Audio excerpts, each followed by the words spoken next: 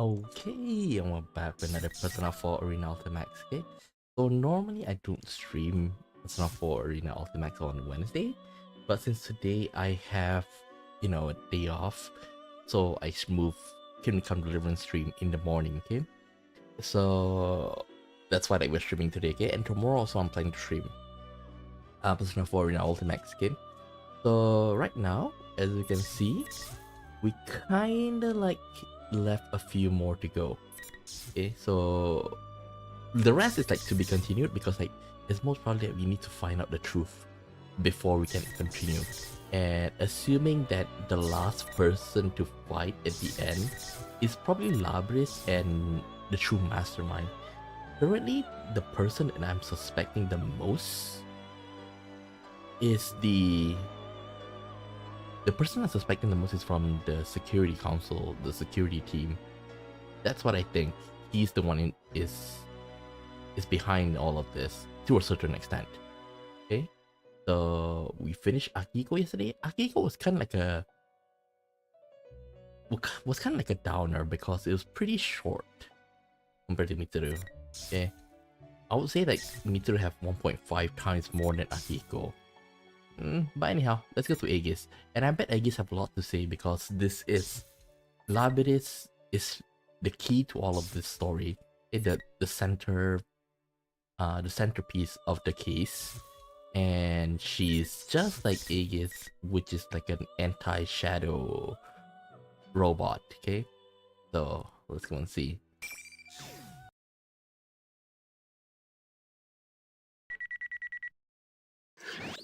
お目覚めですか。すみません。新型装備の搭載試験中で意識をオフにしていました。ええ。ですので緊急通信を使用しました。現時刻をもって我々に出動要請です。何か事件が？要請とはどこからですか？詳しい状況は移動の車内で。なお待機により隊員ナンバーの最も若い隊員が指揮代行となりますが、現状ではあなたです。私が指揮？構わないのですか？私は試験としても適任かと。了解しました。When is this? Oh, May 1st, 2012, 9:30.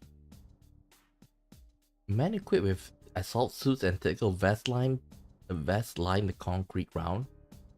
Their urban camouflage and unmoving poses give them the appearance of an orderly line of rocks. 30 minutes have passed since the special assault team took up their position on the landing strip surrounding the stopped passenger plane. Their captain glares at the plane before he slowly turns around and looks at each of his men. Every last one wears ski masks and thick tactical visors to mask their identities, but he knows them nonetheless. SAT. One of the team members stepped forward. The touchscreen tablet in his right hand has a summary of the case on it. On May 1st, 2012, around 900 hours, a wide-body passenger aircraft headed for Kagoshima set up a 7500 squawk code during passenger boarding. Following the signal, the captain reported to the control tower that the aircraft had been hijacked. So this is after the hijacking. But wait, this is on May 1st, 2012, so it's definitely like either later during that day or on a later date. But weird thing is, like, I understand that passenger aircraft they also carry mails and stuff. But will they actually? This is funny because it's Kitty Joe's, like, like secret item, right? A secret cargo. And you think that they would actually use a private jet or like something, like it's in other words like not made for the public to transport it. I do know like transporting like special cargo even on a passenger plane like will cost a lot, but this is from the legendary ergonomics from the ergonomics department, right? So that's why I feel, why are they using a passenger a passenger aircraft here. Like, I always thought that they're gonna use like a military base, military base like airport to transport it. Since the uprising, occurred during the passenger boarding, only half of the passenger 168 exactly had boarded. The 10 crew members brings a total of 178 hostages thought to be on board. Some passengers seated near the hatch had successfully escaping. Oh, wait, if I'm not mistaken, the plane hijack was on another plane. The plane hijacking is on another plane, so that created a distraction to the passenger aircraft. But still, that doesn't answer the question of why. That doesn't answer the question of um why she's using a passenger aircraft to carry the cargo. The following points were gained from questioning them. And bear in mind, if I'm not mistaken, the cargo is not only just Lavadis, right? There's also other stuff from the ergonomics research department, and they have like very scary stuff.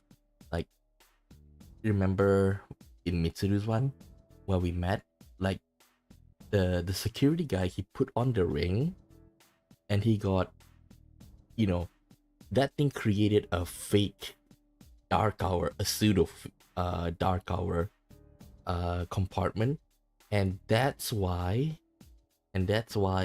like it should be treated as like a very dangerous dangerous material. Okay, you can say it's something radioactive because like once it's triggered, it could bring the death to people all around it. Take care not to be seen by the following points were gained from questioning them. Take care not to be seen by the hijackers. There are 3 hijackers. All of them are covering their faces with ski masks. All of them are armed with what seems to be pistols. From their voices and builds, they appear to be males. They all spoke fluent Japanese. Currently, the aircraft in question has moved to the front of the landing strip at the hijackers' insistence and is stopped there. Yep, this is the distraction. The authorities have attempted to negotiate with the hijackers by radio, but they have made no demands. The team members finishes his report. The captain nods silently and addresses his team. 俺も含めハイジャック対処経験者は一人もいない。だが動じるな。自分自身と訓練を信じて冷静にことに当たれ。俺たちのやることは変わらん。The captain turns towards the plane again. Taking that as cue, the team scatters to the specific post to take up positions. The only thing to do now is to see what happens. Oh yeah, by the way, another game that I'm looking forward is coming out tomorrow, which is, well, it's pretty wrong to say it's a new game, but it's the Suikoden 1 and 2 remaster. But as you guys know, I like to play the game until finish. So like right now, after I finish either Kingdom Come Deliverance 2 or Persona 4 Arena Ultimax, then I'll focus on the other game. I finish one, I focus on the other one. Play until finish. Then we move on to Suikoden 1 and 2. I'm looking so forward to that, okay? And hopefully we'll be able to finish both of the games, Persona 4 Arena Ultimax and Kingdom Come Deliverance 2, by this month. Okay? I'm hoping by the end of the month, or preferably like within 2 or 3 weeks to finish it. But you don't know how long it's gonna go, because we did see, like, we can see the outline of episode 4, which is like supposedly to be what comes after this first series of stories. Then it's like pretty long because like there's also like branching path. Like for me, I'm gonna go and discover all of the branching path. In other words, like with the bad ends and everything, I'm gonna go for that one. And on top of that, we finish that. It seems that we might lock a third storyline. Okay, so really looking forward to it. Eventually, 10 o'clock comes around. second 100 hours comes around. Half an hour has passed with no new developments. Repeated attempts to contact the hijackers has been made, but they have yet to make any demands. Tensions has begun to rise. The worst case scenario is that they have no need to make demands, that their objective is to seize the passenger plane itself. In this case, the team will be facing a large-scale terrorist attack. The captain mutters to himself deep in thought. From the perspective of rescuing the hostages, every second that passes without learning the hijackers' objective is a second wasted. The captain and his team can wait in hiding, but the same is not true for the passenger on board. For untrained civilians, extreme stress can lead to physical and mental problems. It's true not only the hostages but for the hijackers as well. When people lose their nerve, they tend to act rashly. The hostages will begin to lose hope, and the hijackers will begin taking it out on the hostages. An hour into the incident, anything could be happening inside the plane. The captain could do nothing but glare as the time ticked by. After 15 more minutes had passed, a slight change in the situation was reported. All emails and calls going through the stations near the airport are being checked, but at the moment no messages are thought to have been sent from inside the plane. It appeared that the hijackers had confiscated all cellular phones as per hijacking plans, but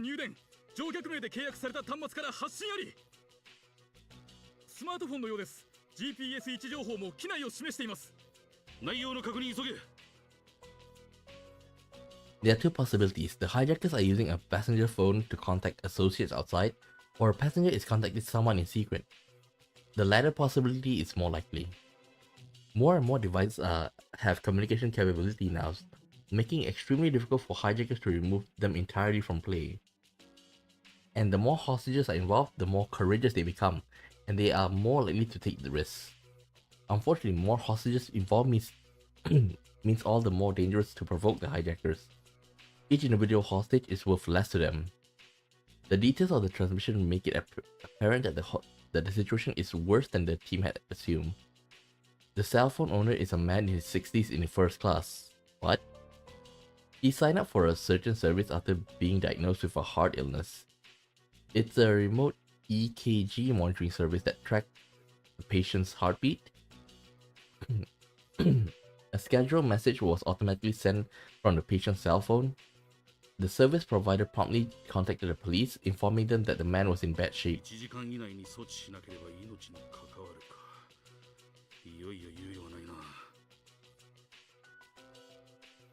You know, but if that's the case,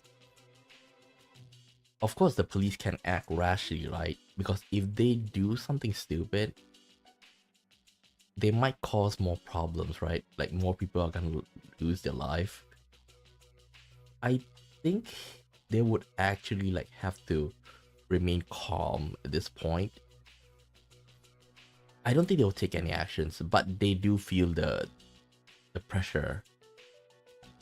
As panic spreads, a proposal from negotiations based on this fact and a proposal to storm the plane are both considered. But because only half the passengers had boarded, the situation inside the plane is uncertain, making devising a tactical plan difficult. So if nothing is done, a passenger will surely succumb within the hour. A blunder like that must be avoided at all costs. No, the bigger blunder is like the rest of the passengers being killed.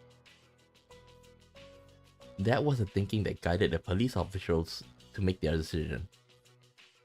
That same day at 10:30 a.m.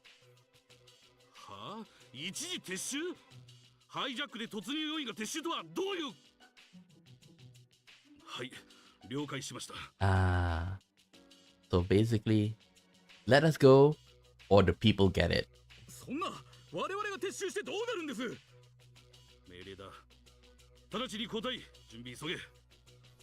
No one understood the sudden withdrawal order. Why withdraw the team during a hijacking? It's part of the negotiations? No one on the scene agreed with the decision, but the order could not be overturned. The men here are not the brain, but limbs whose power is best put to use by precise following orders. Just then, another group approaches without sound. Its members are dressed differently in suits and trench coats, but all of them are wearing black and sunglasses. At a glance, it is clear that they are tall, well-built, and used to rough situations.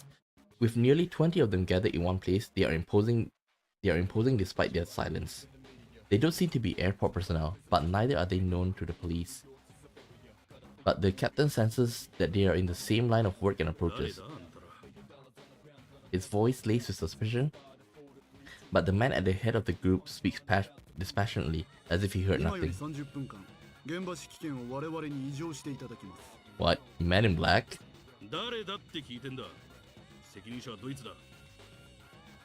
The captain tone unconsciously hardens. The group of men in black parts, and one of their number in the rear steps forth. The captain can't stop himself from furrowing his brow. He can already sense the unrest spreading towards his team, who watches in silence.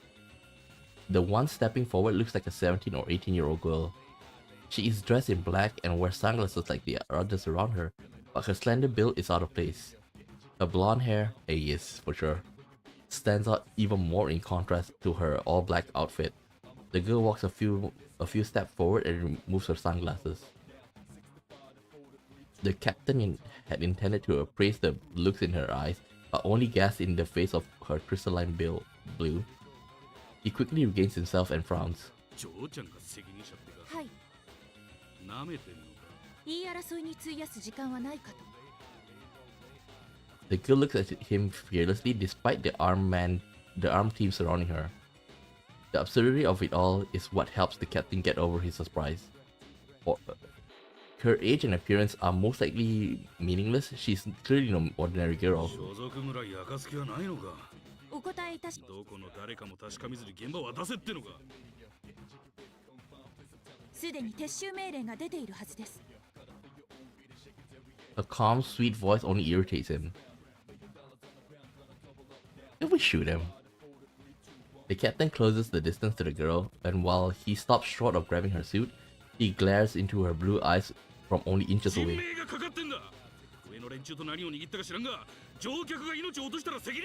Shoot him!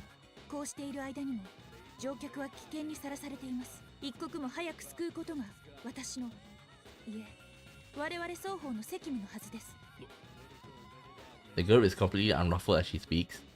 It's like she's a machine or something. The captain thinks more dumbfounded than 信じ angry. てください。救いたいのは私たちも同じです。 For the first time, something like determination flickers within those crystalline eyes.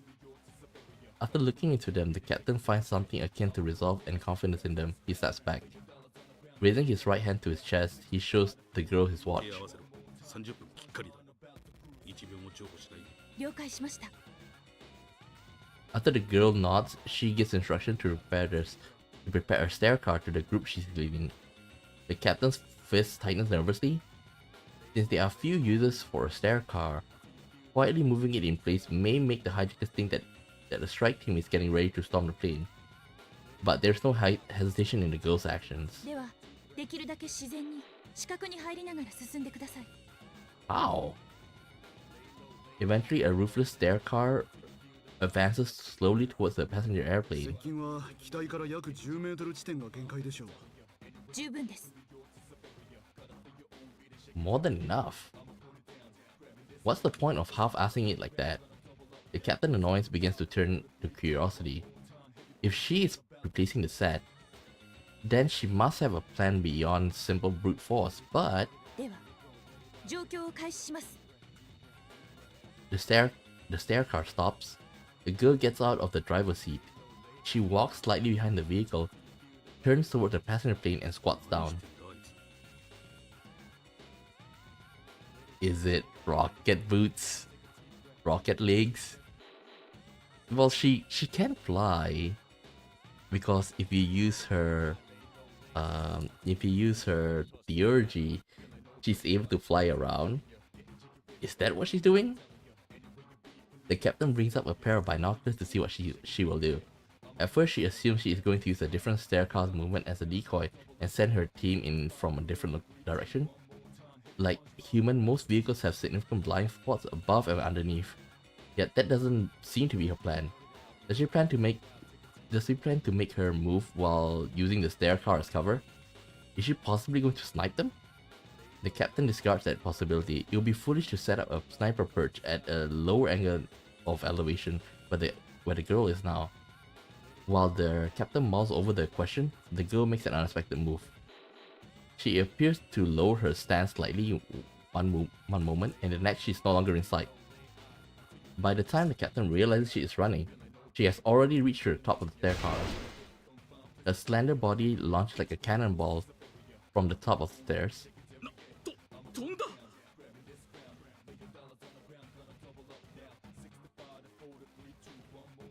Even the set members voice their surprise. The girl leaps arcs a distance of over 10 meters. It's clearly beyond the ability of a human being. Coming in the middle of the hijacking, the scene seems even more surreal. The girl lands on top of the aircraft and stands as if nothing unusual had happened. She looks in the aircraft beneath her and slowly turns her head to scan it from back to front. It reminds the captain of the movement of the security camera. He knows it should be impossible, but he wonders if she can see through the plane ceiling. Eventually, the girl seems convinced of something and begins walking. When she reaches the boarding hatch at the front, she moves her right hand to the back. The captain notices that the special knife coated with grey from blade to hilt is in her hand. The girl suddenly lowers her stance and slides down the side of the aircraft. Just as she's about to fall, she thrusts the knife into the jamb of the hatch and dangles from it. She then uses her left hand to pull the handle and unlock the hatch with ease. Once the airtight door just juts out of the aircraft, the girl nimbly jumps into the plane. The captain is shocked by her dauntless methods. He begins to wonder if she intends to defuse the situation on her own. The captain lowers the binoculars and faces reality before him with his own eyes. Who in the world is she? The doubt he had dismissed rise within him again.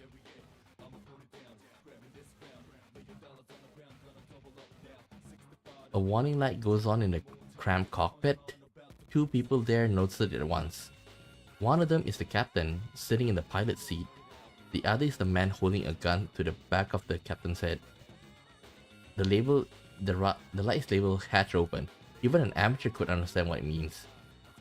The man suddenly tenses and stands ready at the passenger side door. He prepares himself for someone to charge through, but he quickly regains composure and turns the gun back on the captain. The man casts irritated glances back and forth between the captain and the door for a while, but eventually approaches the door, his gun pointed at the captain.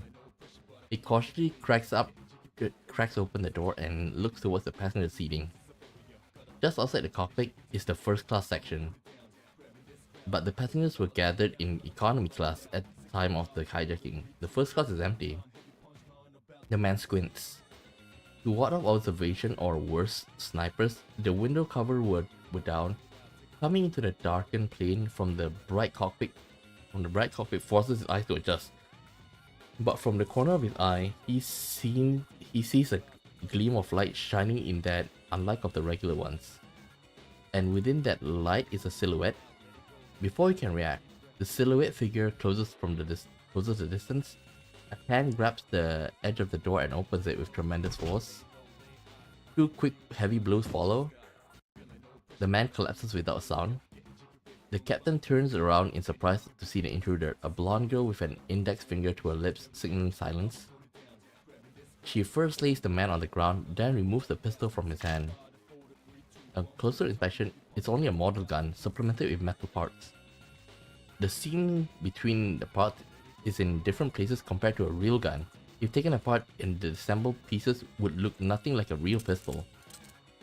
The girl then takes handcuffs from a small pouch on her waist and fastens the man's arm to a seat leg near the window. Even if he wakes up, he will be unable to stand. The captain still looks as if he wishes to say something. The girl's eyes met his and insists on silence as he leaves. The curtain dividing the first class economy and second class is closed. The girl hides herself behind it and peeks through. There is a man in each of the aisles on the left and the right. Neither seems to have noticed her. The passenger and cabin crew are crammed into seats in the back. Everyone's placement matches the readings of what her heat sensors picked up from above the plane. Both remaining hijackers are closer to the first class. The man closest to her is only a few steps away. She judges that he can be disabled if he moves quickly. They both carry pistols, but they are the same type as the downed hijacker. From what she can see, they are mere model guns. The girl swiftly pushes aside the curtains and grabs the closer man's right wrist. The hijacker, caught off guard by the sudden appearance of such a slender girl, stops moving for a moment. He surrenders any chance of victory he may have. With a pain cry, he dropped the pistols to the ground. The girl uses her grip on his right hand to make him on the ground, to put him on the ground, then smoothly pulls out another pair of handcuffs and locks his arm to the passenger seat. The man thrashes about, but despite his struggle, he is no better than a worm writhing on the ground. The last hijacker finally recovers from his shock and aims his gun.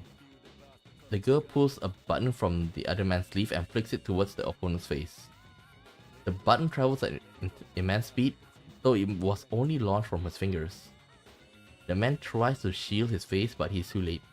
He groans in pain when the projectile strikes his forehead. The girl does not let the opportunity pass.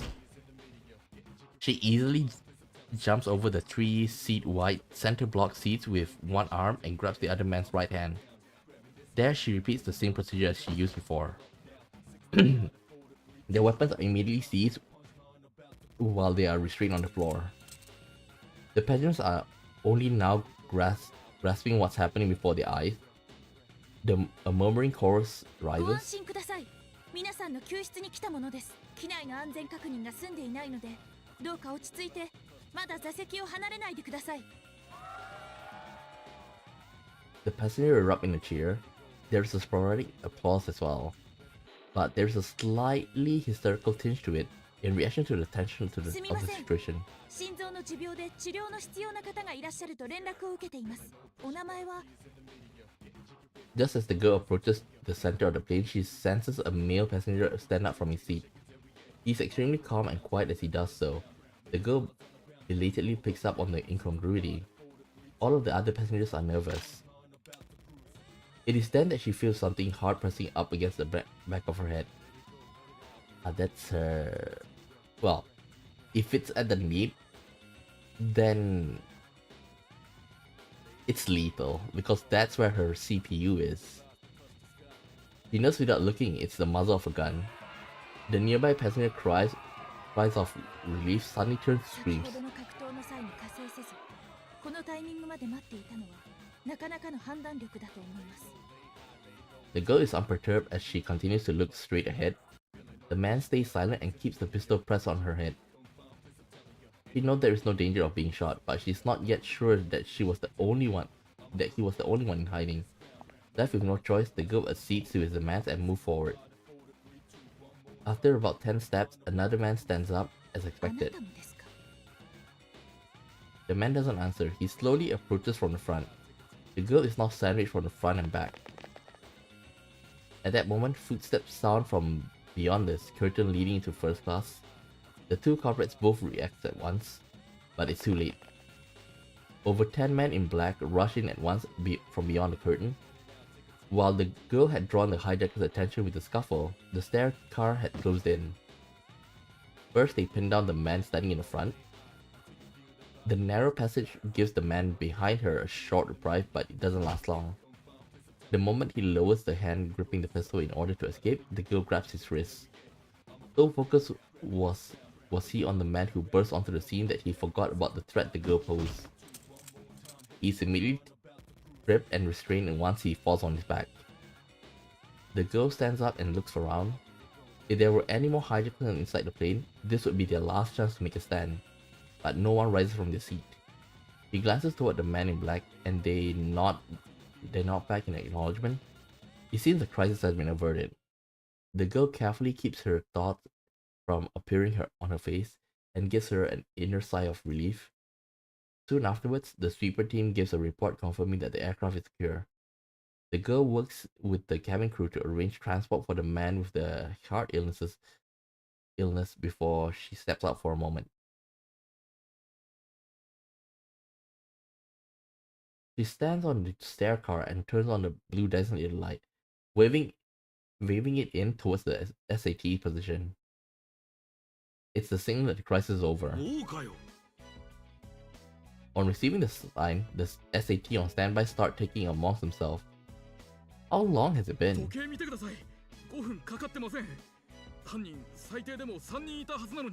You're useless!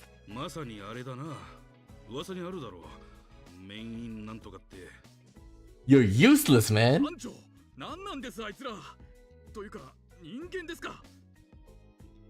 The captain sighs with reluctance. 去年上が某企業グループと共同で非公式の警備部門を新設したって話がある。なんでも常識では対処できない事案とやらのためだそうだ。部分的に警察権限を与えたとも言われてる。まあ非公式なことに権限も何もないがな。は？何ですかそれ？ここは日本ですよ。所属なし、記録もなしの遊撃部隊。シャドーワーカーなんて呼んでるお偉方もいるとさ。He turns on his own blue light as a sign of understanding and waves it left and right. The response light comes from up ahead. The girl then sees the captain spreading his arms in a shrug and smiles for the first time. She feels slightly bad for them. Her team may have shamed them, but they have done nothing wrong. True. I should apologize to them later. Why?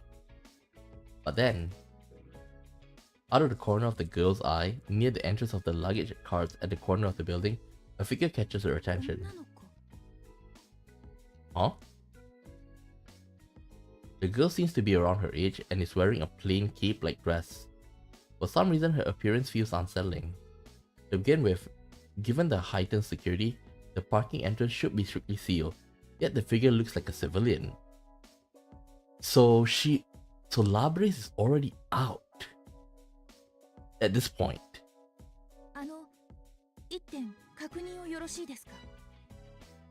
The girl calls in the SAT captain over the radio. Noticing some slight interference, she looks down to adjust the frequency dial.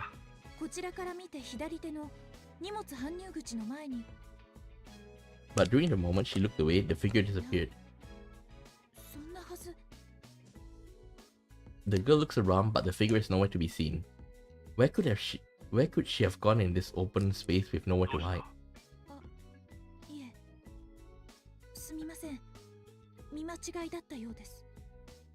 You know, the weird thing is, like, I think Aegis is, like, without a doubt, she's recording everything with her. She's supposed to be able to record, right? Okay? And it's like, okay, she would keep a detailed recording in the last 5 minutes or so, and if it's nothing important, she's gonna like delete it, or she's gonna put it in her long-term memory bank, right? She could just replay it on her head just to double sure that it's really you know, something that she saw. It's weird she's not okay. This is like over 15 years ago. Maybe it is too advanced, but you assume they would have that function. The girl shuts the radio off. Who was that just now? Was I truly seeing things? With those questions in mind, the girl tries to remember the figure's appearance in detail. Only then does she realize the cause of her unease. That light blue dress the figure wore, it was very similar to one she herself had once. It reminds her of those days when she did not have a heart.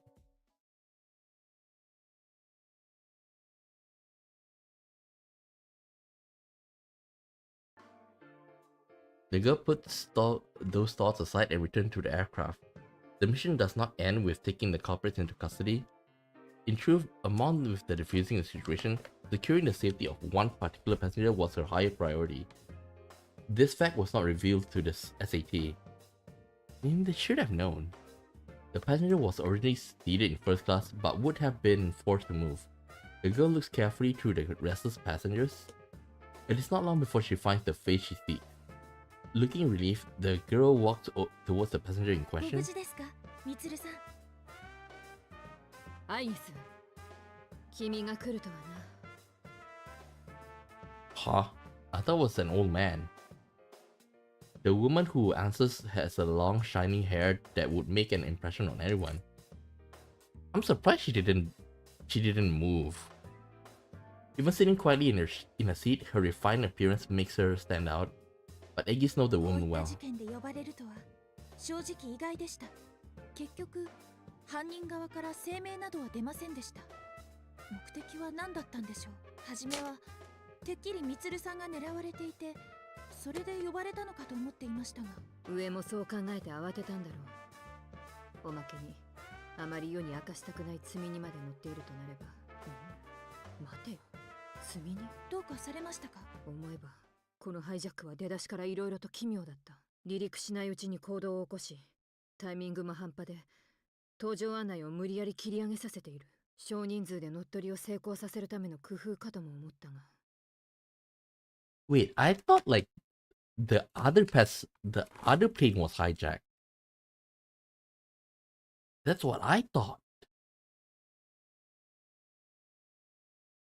Because okay, we first know about the hijacking we know, but the first time we learn about the hijacking in more detail was with Naoto, right? Naoto was overseeing the plane that Mitsuru is supposed to ride, right? And during that time, she was there to supervise the transportation of the cargo, right? And that cargo supposedly to go along with Mitsuru. But then, since like they heard like a plane is being hijacked. Now, the weird thing is, I thought it was on a different plane, because think about it, okay? Because the plane is being hijacked, everybody's looking at it, right? And that cargo later on was removed, but nobody reacts to it. Only Naoto is able to react to it. Okay. And now they're trying to put it like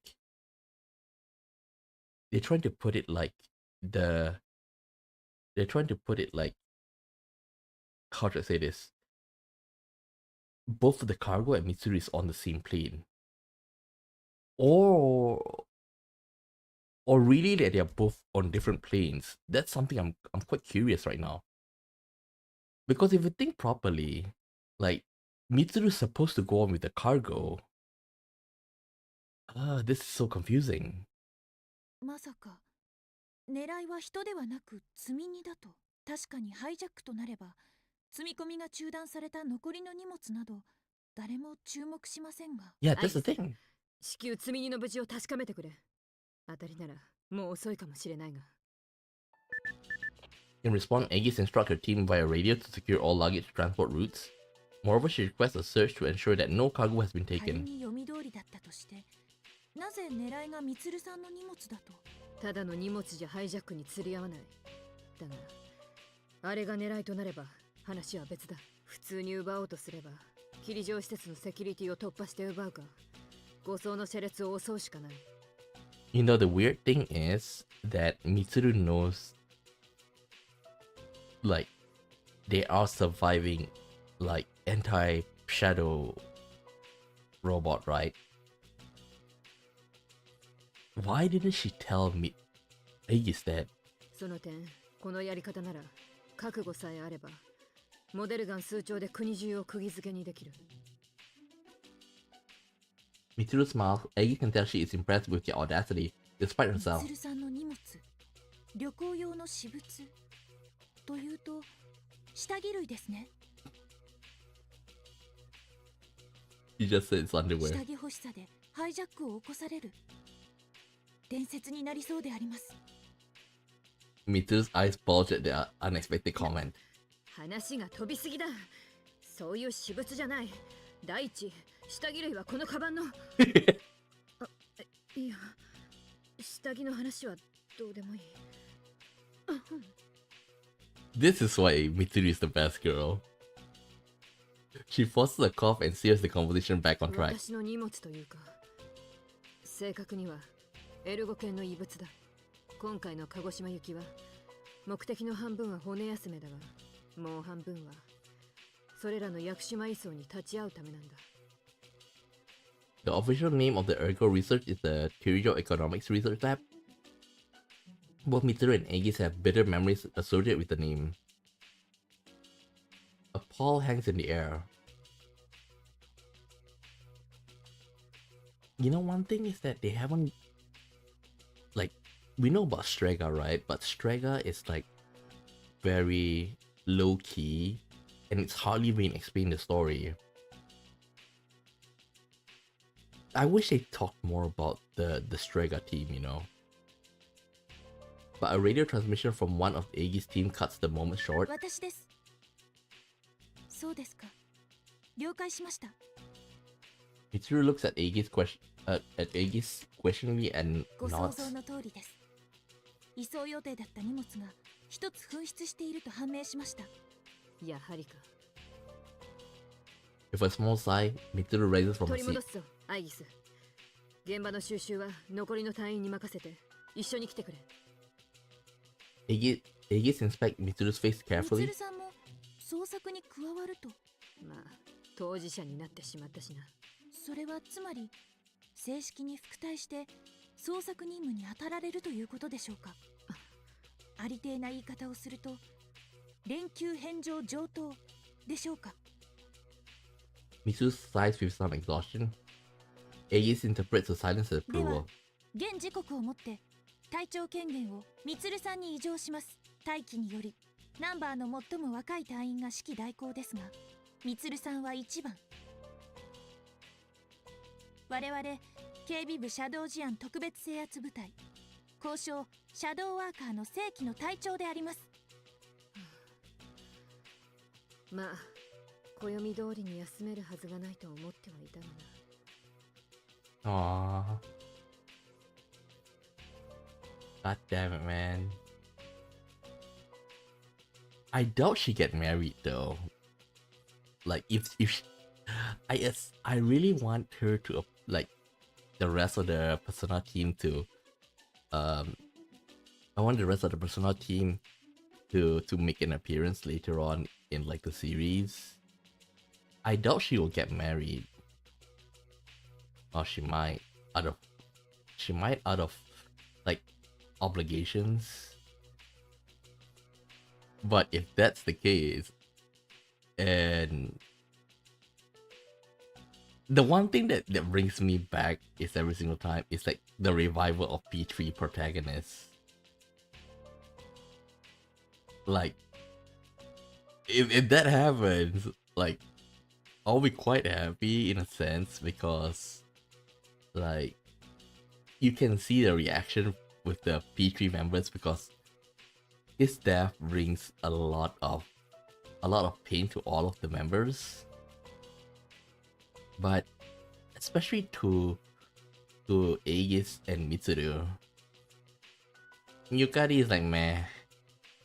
Like even though Yukari is like definitely the like how the game portrays, they want to put her as like the lover, but I feel like with Mitsuru is much a better partner for protagonist.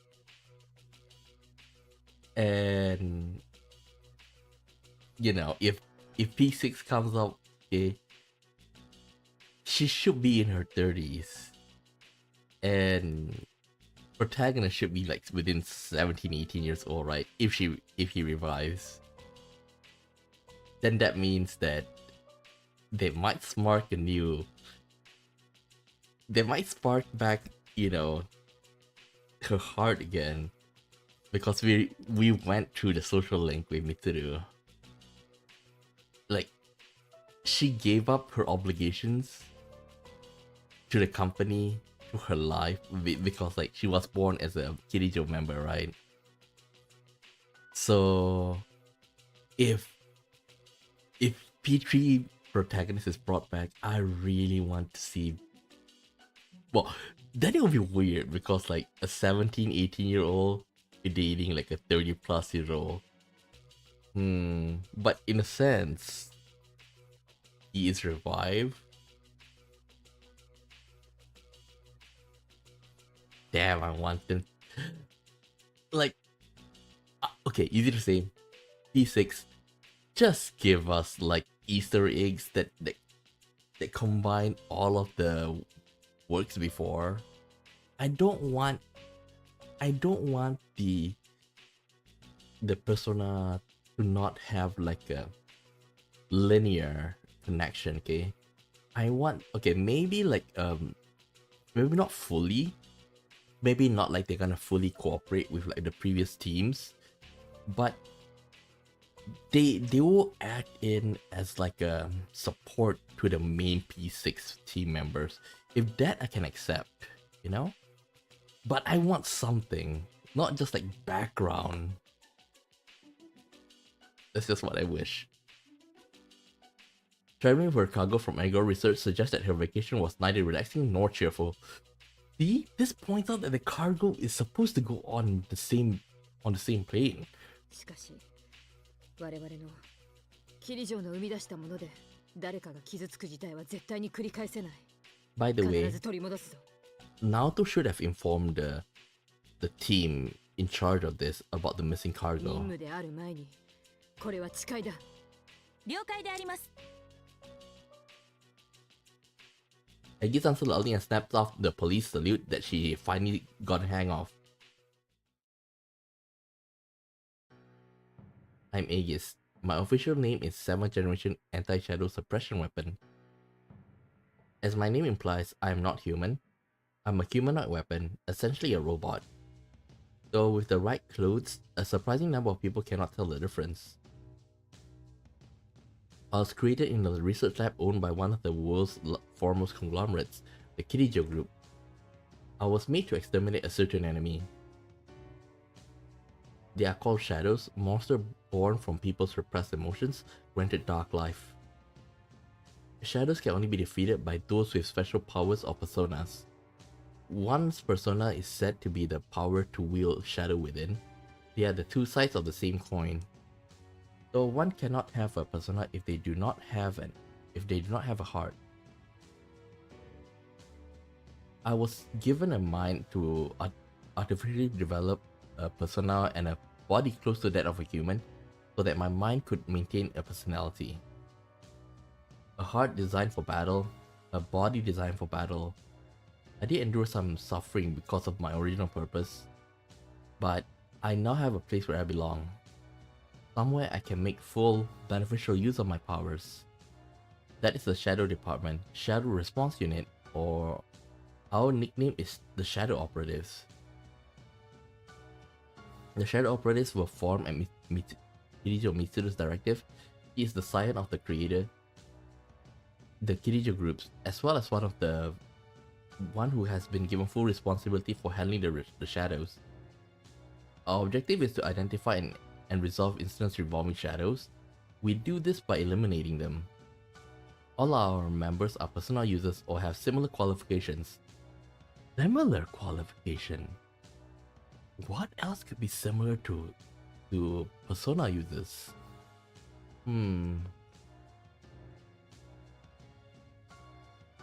The only person I can think of, well, there are a couple. Number one is the residents of the Velvet Room. They definitely meet the criteria. Okay, so Velvet Room. Next is without a doubt Teddy, Morgana, because they're in a sense, because even if Teddy and Morgana don't have personas, right, that itself is qualifying for them to enter the Shadow Worker. If we measure by similar qualification. Next we have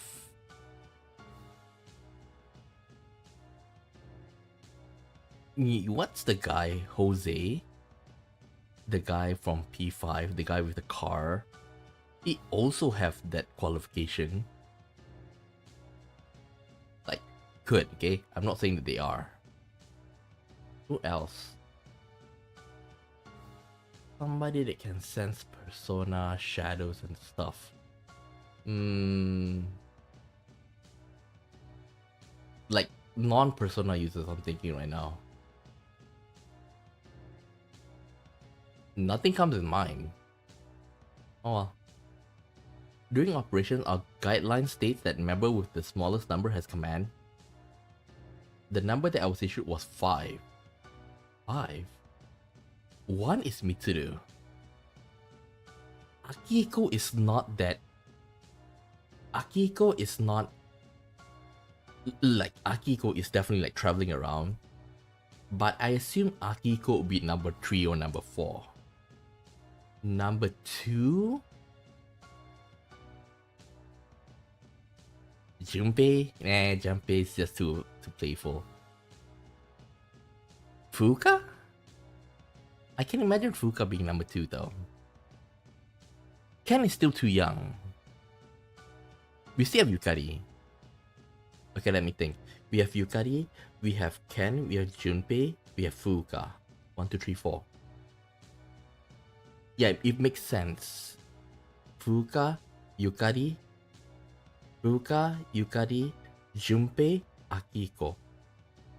These are the 4 other members. Oh yeah, and Ken. Ken is still young, so I doubt that he's in it. Okay? Ken is still in school. Supposedly to be in the final year. So we take out Ken for a while. So by leadership, I would probably put Fuka at number 2. Number 3 would probably be Akihiko or Junpei. 3 and 4, Akihiko or Junpei. And then Yukari? Wait. Akihiko, Yukari, Junpei.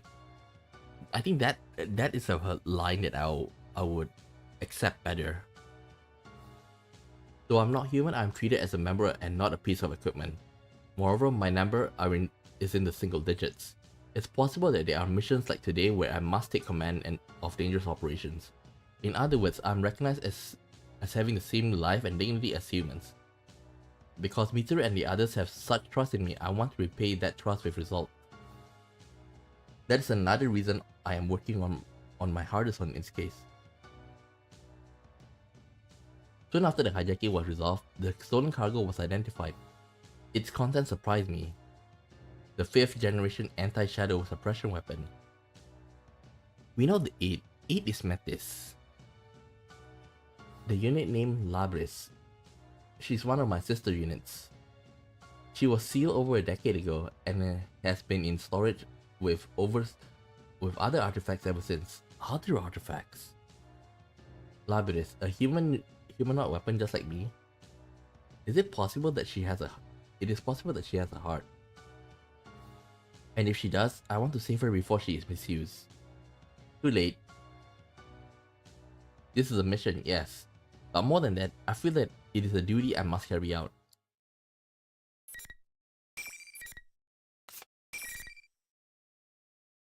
Wow. 55 minutes. The next day, May 2nd, 2012, I wanted to pursue the vehicle carrying Labris as soon as the hijacking was over, but its complicated route made it hard to track. Due to the sensitive nature of the cargo, it is difficult to set up large-scale traffic checkpoints. Fortunately, the license plate number was determined quickly and we got a rough estimate of its destination. Our headquarters were moved to a police facility. Mitsuru and our team are sorting out the situation to plan for an operation. 始まっています。しかし現状、全員が犯行時の記憶のひどい混濁を主張していて、鑑定に回されるようです。健康状態の確認で接見した医師の所見では、虚言ではない可能性があると。5人揃って犯行時の記憶だけか。無論普通は考えられません。何らかの精神的処置かもしれませんが、だとしても一般的な方法では。エルゴ系の異物を狙ってくる相手だ。精神やシャドウといったものに当然精通しているだろう。不思議はない。むしろそう考えれば、捨て身のおとり行為を実行した経緯もうなずける。他に分かっていることは？ Another team member answers Mitsuru's question. 五式の格納刑事は大型でセダンでは運べません。そこで事件発生から警察による全車点検開始までの間に空港を出た車を大型車に絞ってチェックしました。例の立ち会い人の少年の目撃情報や発信機とも合わせ当該車両をほぼ特定。すでに警察が N システムによる追跡を行っており、最新の撮影画像がこれです。He hands the tablet to 船 Mitsuru-san. 橋方面。確かここは。ええ。去年の基礎調査でシャドウ事案発生の疑いがレベル4と報告されていた場所です。It seems that the culprit is, in this case, had prior knowledge of shadows after all. If that's true, we must use extra caution. Many people do not know about shadows, though they are enough of a threat to possibly destroy the world. Then again, I experienced that for myself 3 years ago. If someone is trying to manipulate them, we must prevent it at all 奪わ costs. れた五式の情報についても共有しておこう。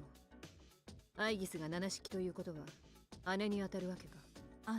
姉さん。封印扱いになっていた理由も知りたい。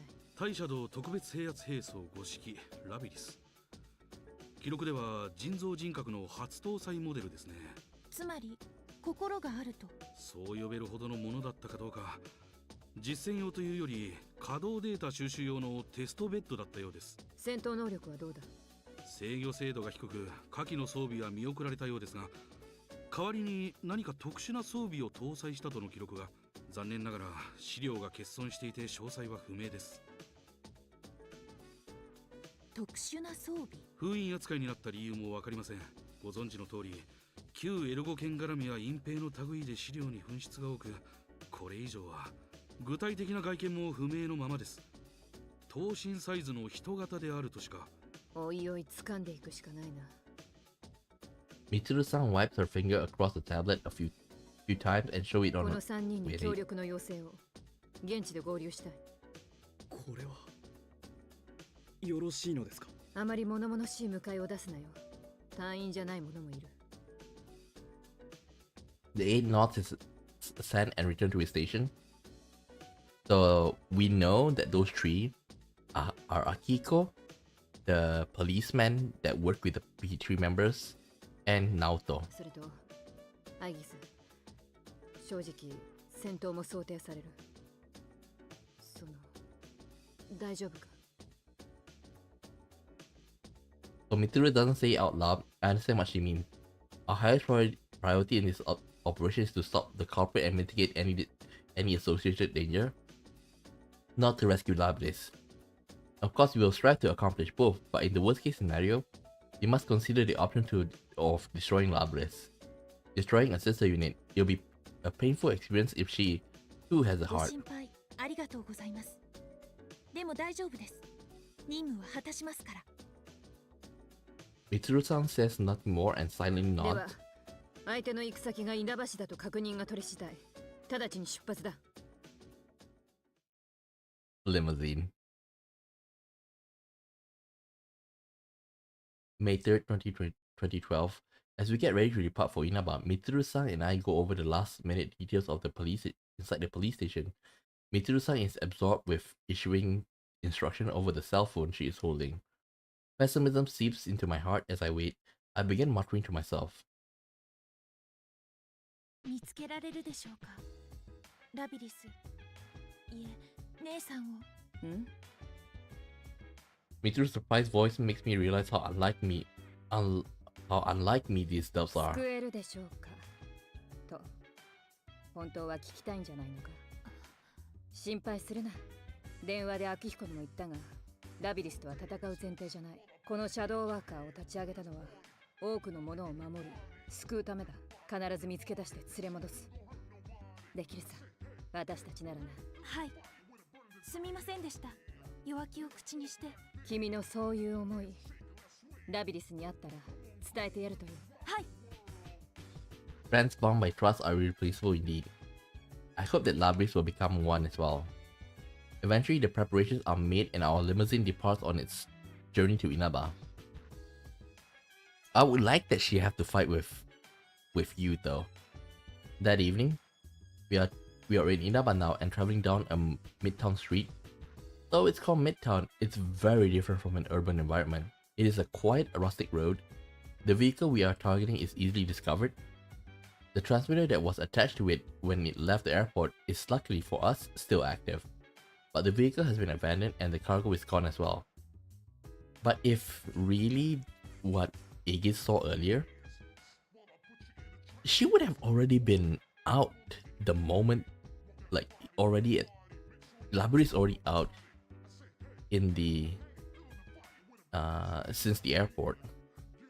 To trace it further, we must learn why the culprit came here. Specifically, we need to know the details of what happened last year.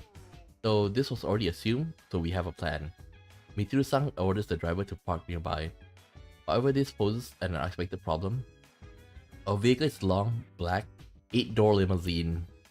It'll stand out in this countryside town no matter where it's parked. みつるさん、私たちの活動は一応秘密任務でありますね。まあな。秘密任務では人も車も隠す必要がありますね。まあな。みつるさん、前々から言おうと思っていたことを言ってもいいでしょうか。却下する。了解であります。私はな、ただ広さに余裕のある車と言っただけなんだ。Wherever we go, people peer into the windows out of curiosity. We avoid the public eye as much as possible and finally park in what looks like a site for vehicle disposal on the outskirts of the town. 協力をお願いしていた方がいらっしゃいました。I then noticed a middle-aged man in a grey suit standing outside the window. I recognize his face. He's one of the 3 collaborators Mitsuru-san contacted before departure. I scoot over to the door and open the なん window. と予定の待ち合わせ場所ではないのに我々を見つけてしまうとは。Suddenly, something not unlike exasperation or disappointment appears on his face. わけを説明した方がいいか。A cough ご協 interrupts 力 us. 感謝します。黒沢刑事。Mitsuru-san gets out of the vehicle and slightly bows. 2 years ago, when we were still fighting shadows in secret, Detective Kurosawa worked as a police officer at a nearby police block. He believed that our intentions were good and supplied us with certain conveniences under the table. His job made this risky, but he always acted on behalf of what he believed to be just. He said this many times while supporting us in secret. He is a strong man who always acts on his beliefs.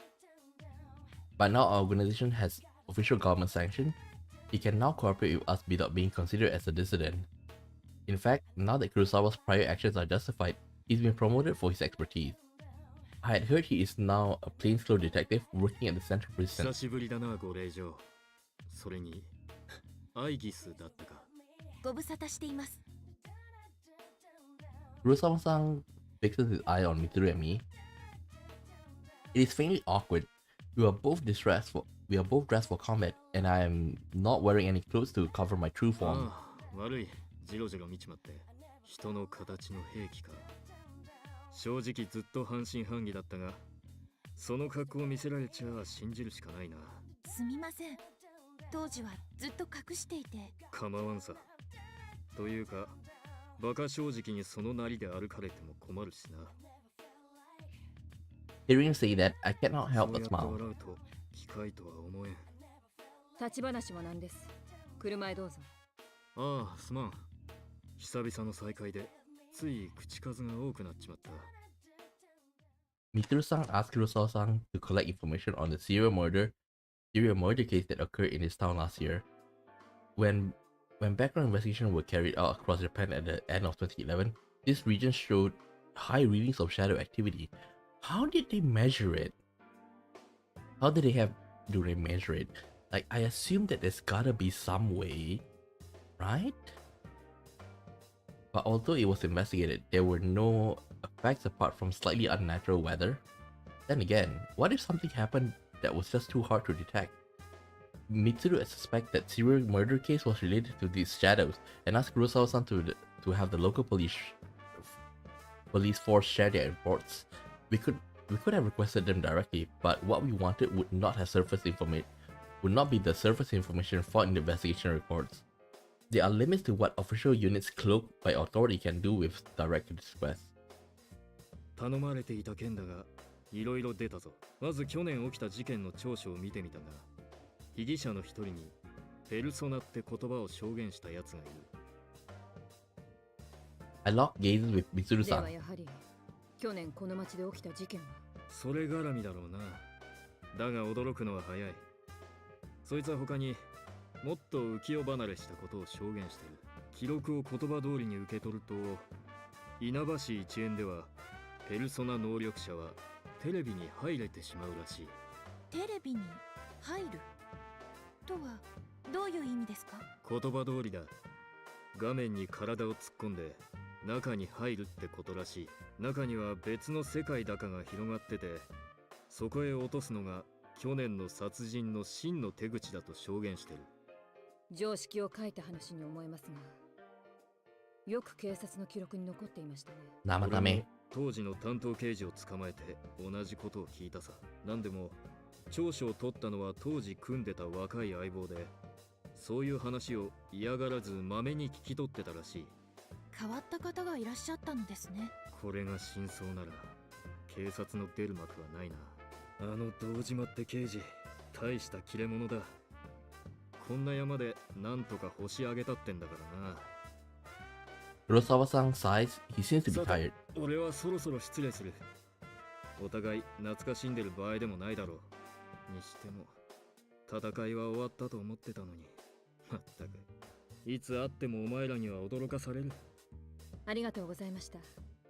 あ、帰りくらい遅らせましょう。いや結構自分の車がある。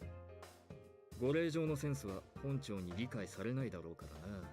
こんなので横付けされた日には定年まで噂になっちゃう。 He opens the door and exits the vehicle. He gives a short farewell and leaves without turning み back. つるさん、ピンチです。私たちの社会常識が疑われています。否定できんな。この後のことですが、 Change cars. まずはペルソナ能力者はテレビに入れるというのを試してみる必要がある。 Hearing this makes me realize something. Although I had called it a vehicle disposal site, looking around I can see now that they are also household electronics, like refrigerators and discarded refrigerators discarded here as well. In a corner is a stack of あそこに TVs. 廃品ですがテレビが。環境による条件が何もないなら、あれでも試せるはずですね。I voluntarily get out of the vehicle. おい、アイニス。ご心配なく、少し触れてみるだけです。I extend my right hand and touch the screen of the biggest TV I can see. My fingers brush the glass screen, but although I seem to be touching it, I feel no resistance from its surface. I push my hand forward a little, a weak light runs across the screen, and my forearm sinks into it. Rings of light spread from the contact of my arm, rippling like water across a pond. 驚いたな。本当に言葉通りか。中はどうだ？手触りのようなものはあるか？特には。いえ、待ってください。My senses detect a sensation I never felt before, but the knowledge of what it is has already been recorded こ within れ me. は私と同じ初の接触となるので 100% とは言えませんが、この感じは人格モジュールの反応だと思います。まさか探しているラビリスはテレビの中にいるということか。 Well, this kind of like hearing this, they kind of assume that personality modules like emit like low frequency or something. なるほど。楽しめそうじゃないか。I hear a voice from an unexpected direction. Mitsuru-san and I look towards it. What we see is a silhouette, wearing a low hood that covers his eyes and a tattered cape. It billows in the wind. He looks like a character in a western movie. He is standing atop a mountain of trash, his arms その crossed. 声、秋彦なのか？ He jumps down nimbly and walks towards 集 us. 合場所に現れんと思って探してみれば面白そうなことになってるな。 I will never forget the man laughing so fearlessly. Like Mitsuru-san, he is a friend who I once fought alongside. Another Akiko. He was a student boxing champion in his high school days, and a staunch ally. Powerful even without his persona. He's also our second collaborator on this case. 真田さん、お久しぶりです。あ秋彦、その妙な格好はなんだ。何をやってきたんだお前は。武者修行と言っておいたはずだが。もしかしなくても空港からその姿で来たのか。常識ってものを考えろ。みつるさん、我々にそれを言う資格は全くないように思われます。Mitsuru-san sighed in annoyance. Oh yes, Akiko was on a training expedition overseas until this morning. As a result, his appearance is slightly, no, very different from the last time I saw him. But his aggressive personality and love of challenge seems to be the same as always. He gives a cocky smile and smacks his palm of his トム fist. そのテレビから中に入れるんだろ。さっさと行くぞ。相変わらずだな。しかしまだ中の状況が全くつかめてない。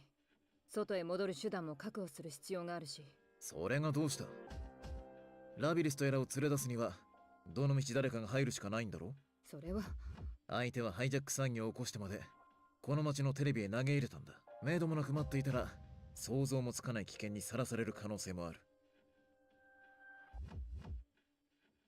Akiko-san steps toward Mitsuru-san as if pressing 今の her. 俺たちは昔とは違う。プロとしてシャドウとの戦いをあえて選んだはずだ。だからこそ俺は強さを本物にするために世界を回ってきた。なのにいざとなったら尻込みか。自分で掲げた使命だ。俺には覚悟がある。命をかける覚悟がな。Akiko-san's opinion is a bit strong, but he's not incorrect. It could be Akiko-san understand that being slightly forceful is his role, because Mitsuru-san takes a cautious side. As the ultimate authority in this case, she frequently second guesses herself. But I have seen Akiko-san's words cut through her hesitation in the past. It shows his trust in Mitsuru-san not to make decisions in error. 分かった。少し待っていてくれ。一件連絡を入れてくる。急げよ。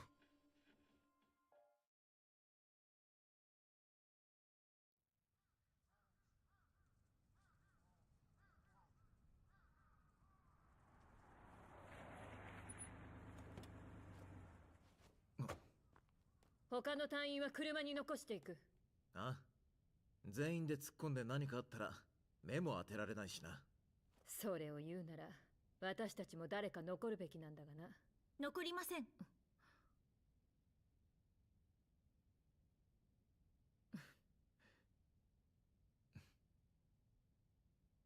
この3人で十分だ。一気に肩をつける。問題ない。相変わらずだな。だが、向こうがどうなっているのかまるでわからない。油断はするな。はい。 Well, we've seen this before. I'm just gonna go and take my water. この雰囲気、懐かしい感じだな。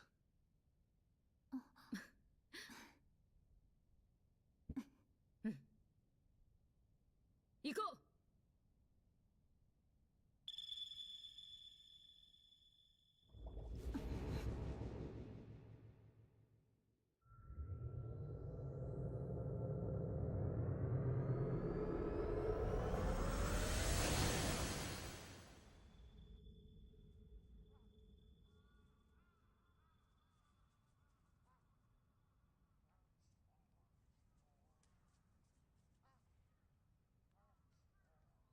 なぜテレビに。どういうことだ。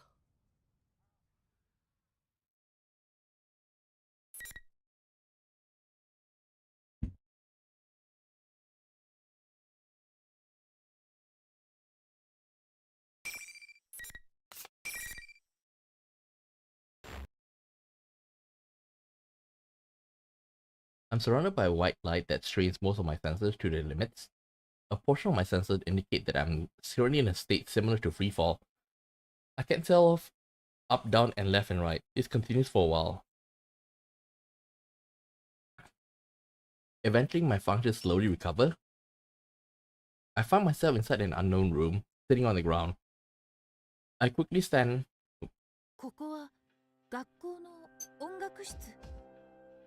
I can see a music stand, a grand piano, and a blackboard and portraits. There is an air of over-exaggerated theatrics to it, but I may not be far from the truth. Is this the world inside the TV? After the surreality of entering TV screen, This comes as quite a みつる surprise. さんと真田さんの姿はなし。別々の地点に着地したということでしょうか。ノイズがひどいです。これでは連絡も。 Wait. Okay. With you, right? Of course you is special, right? He's the protagonist of P4. Like, he fought with Aegis and Elizabeth. If like Aegis should have went through the event of episode Aegis, right? Okay.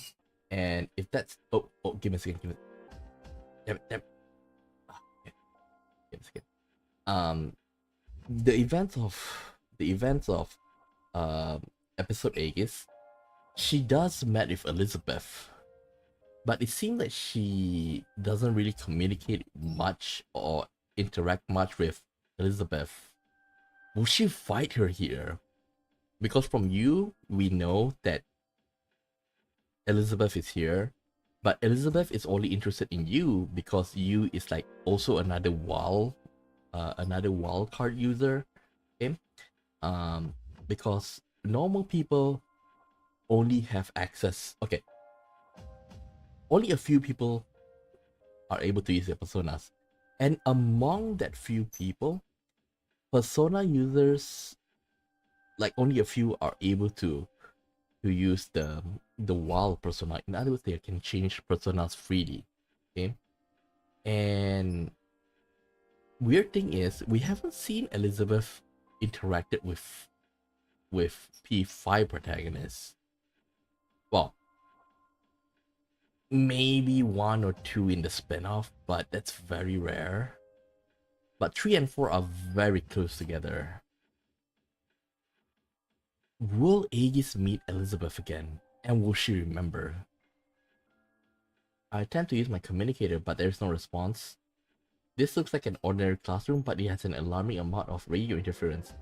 When I concentrate my senses again, I detect a bizarre disturbance from the entire area that is unlike normal buildings. This may be another world after all. In any case, I must join up with Mitsuru-san and Akihiko-san. But just as I begin to make plans to do so, the monitor hanging from the ceiling switches on. What appears on it, how to describe it, a bizarre figure that looks like a living costume.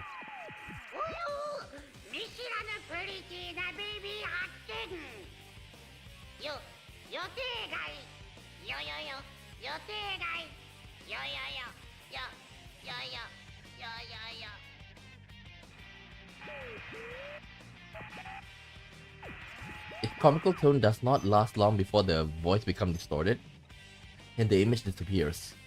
It reminded me of a malfunctioning machine. I stare at the monitor. I had a hunch that it will return soon. Just as I thought, the costume reappears, but its behavior is very different now.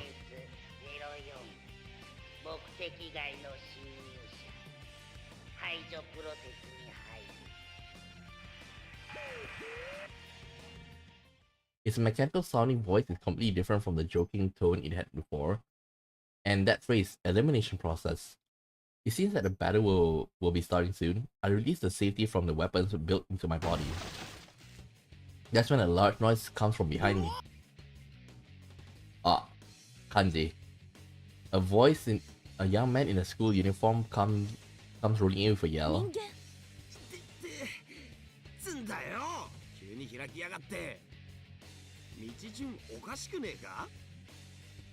I thought that I was ready for any eventuality, but I had not expected to suddenly encounter a human.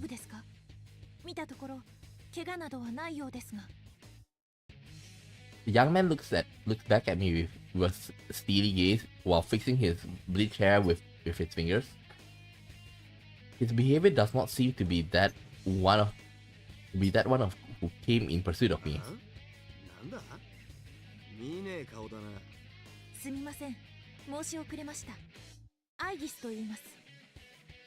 Only then do I remember that my appearance would seem very peculiar to a casual observer.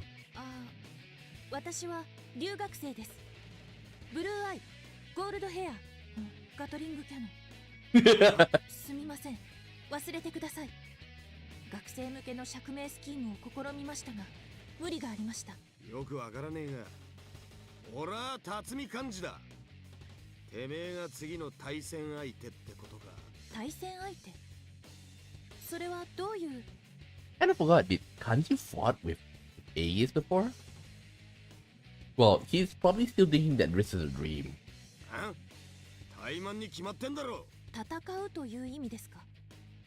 辰巳さんとは初対面で、というかそもそもここはどこなんでしょう。ごちゃごちゃうるせえな。機械のくせによ。Uh-oh. With a yell, he slammed the folding chair in his hand on the ground. A cold, dull metallic sound echoes and eliminates any possibility of talking this over. 作り物の分際で名前気安く呼んでんじゃねえぞ、こら。 Uh-oh. I go quiet, a fake girl. I understand how I might elicit such a reaction, but there is pain in my chest. I don't think Kanji is being shown an illusion right now. Because he really thinks that it was a dream up to a certain point. So I cannot help but smile at how insensitive I reacted that way. It seems I have become more human-like than I know. Oh, so I can't help but at how instinctively I reacted that way. 先輩らが相手じゃちっとやりづれえとも思ったが、作り物が相手なら構うことはねえな。 Thinking with a calm mind, I noticed a small incongruity in his attitude. When he first saw me, he seemed unsure and claimed that he had not seen me before. Yet, though he knows now that I'm a machine, he doesn't seem particularly surprised. Are those two things contradictory? I focus my senses once more and enhance the gain of my sensors. I detect a faint interference. Because it had appeared uniformly across all my senses, I hadn't been aware of it. What is this?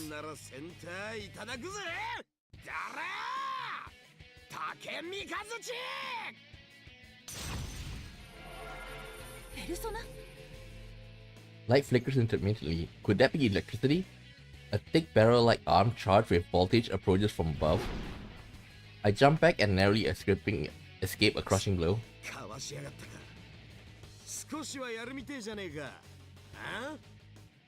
A personal user. I was careless.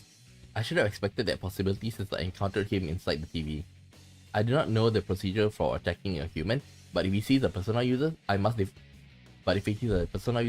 defend myself with the usual armament. 私はここで倒れるわけにはいきません。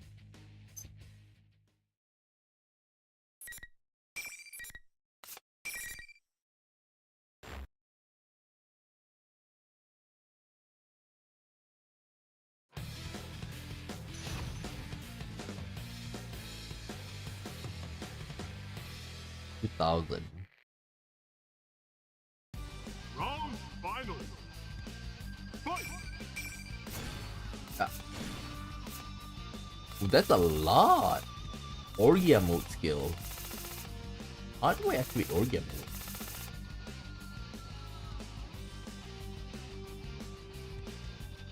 mode? You must be in mid-air.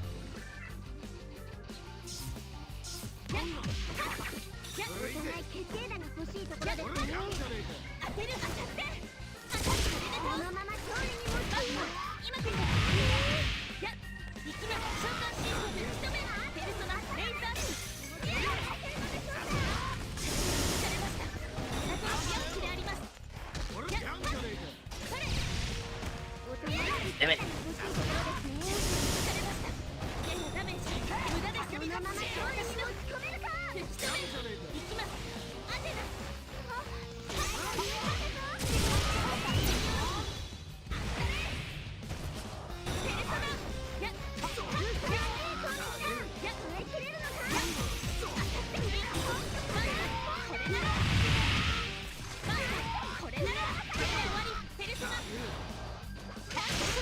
Oh, I need to be in the air. Wait, what? Wait, what? I was just thinking I need to be in the air to use the ultimate. I wonder if like elemental affinity works because Round Final. Fight. Aegis is weak against lightning.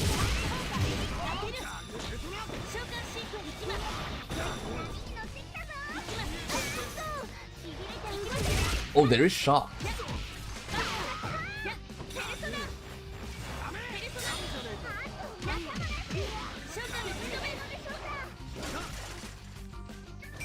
Wait. Man move.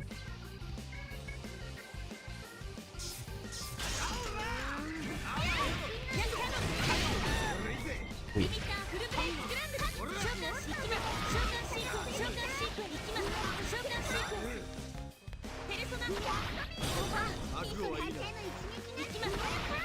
Okay.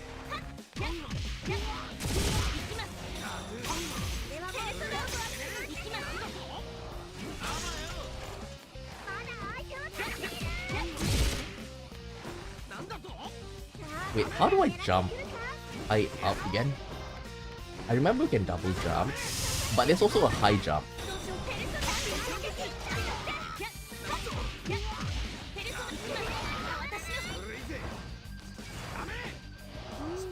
Damn it!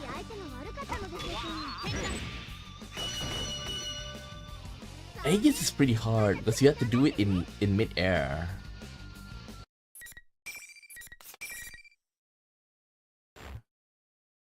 How do I jump in? How do I do high jump? I have Tatsumi off the ground and call to him. After repeating myself several times, I hear a groan.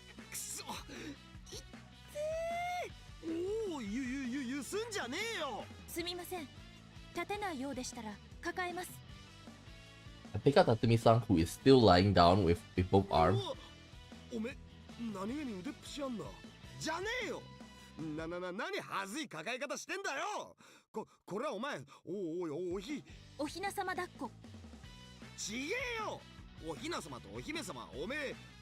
あれ、意味は一緒か？辰巳さん、全然大丈夫そうでありますね。だからそう言ってんだろうが。てか辰巳さんつうのやめろ。背中が痒くなんだよ。漢字でいい。漢字さん、そう呼んでよろしいのですか？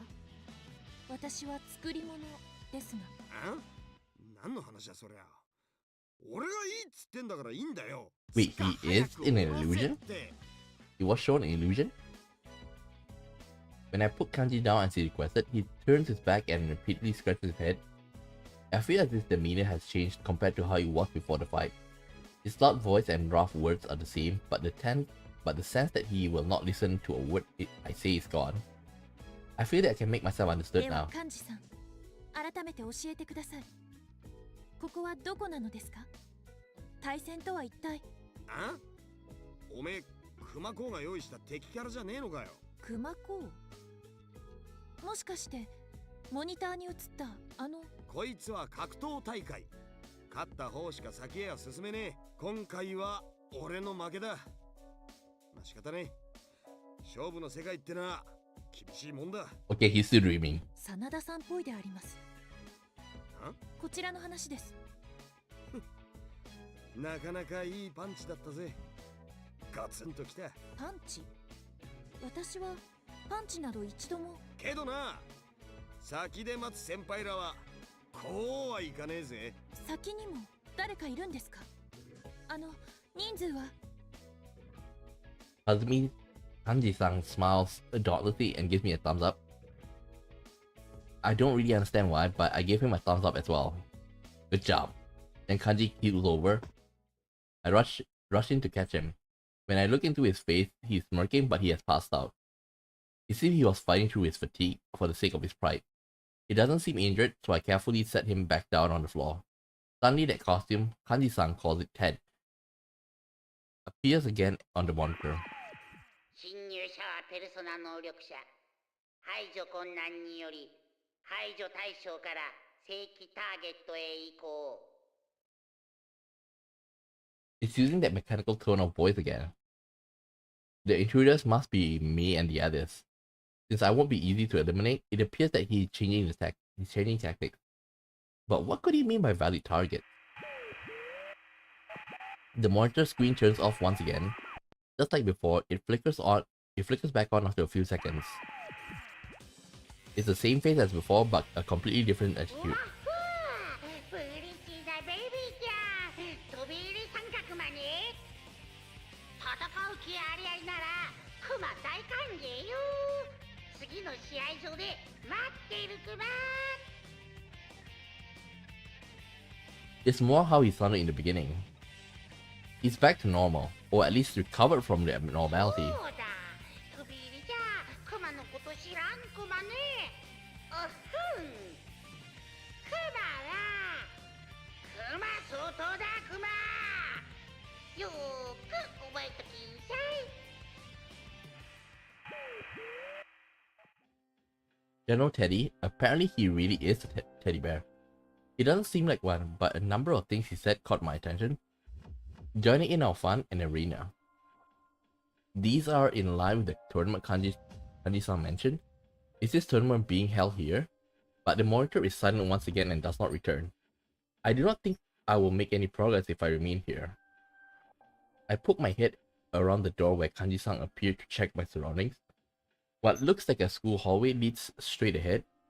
There appears to be no danger nearby. I managed to hoist Kanji-san's body over my shoulder and try to leave the room. これは Something gets stuck and prevents me from proceeding. I stop and check out. I cannot see any obstructions. Both of the sliding doors fell off when Kanji-san came in and the way is completely open. It should be wide enough for me to pass through easily, even with a person over my shoulder.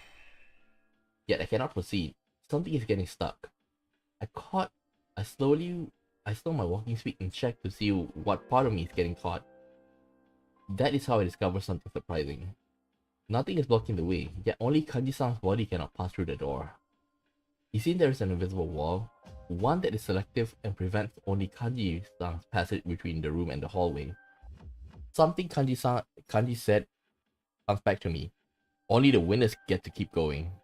Is that what he meant? I increase the sensitivities of my various senses, but I cannot detect any wall here. I have no way of destroying what I cannot touch, which means I have no choice but to leave Kanji-san here. 仕方ありません。後で必ず迎えに来ます。それまでどうかご無事で。Once he comes around, he's still a Persona user. It's not as if I'm leaving someone behind who can't fend for himself. I reluctantly convince myself to move forward. To move on.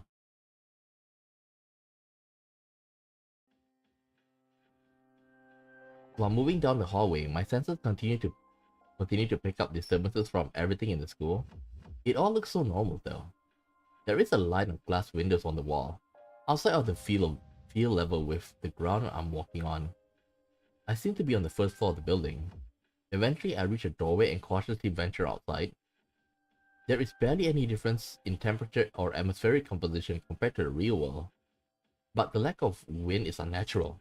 There are other discrepancies between here and there. I turn around and inspect the building's exterior.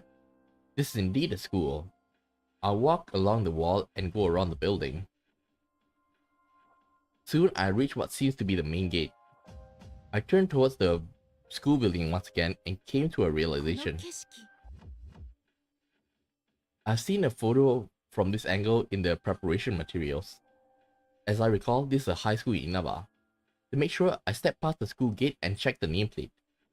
The name engraved on the gate's pillar is Yasogami High School. Yasogami Koko.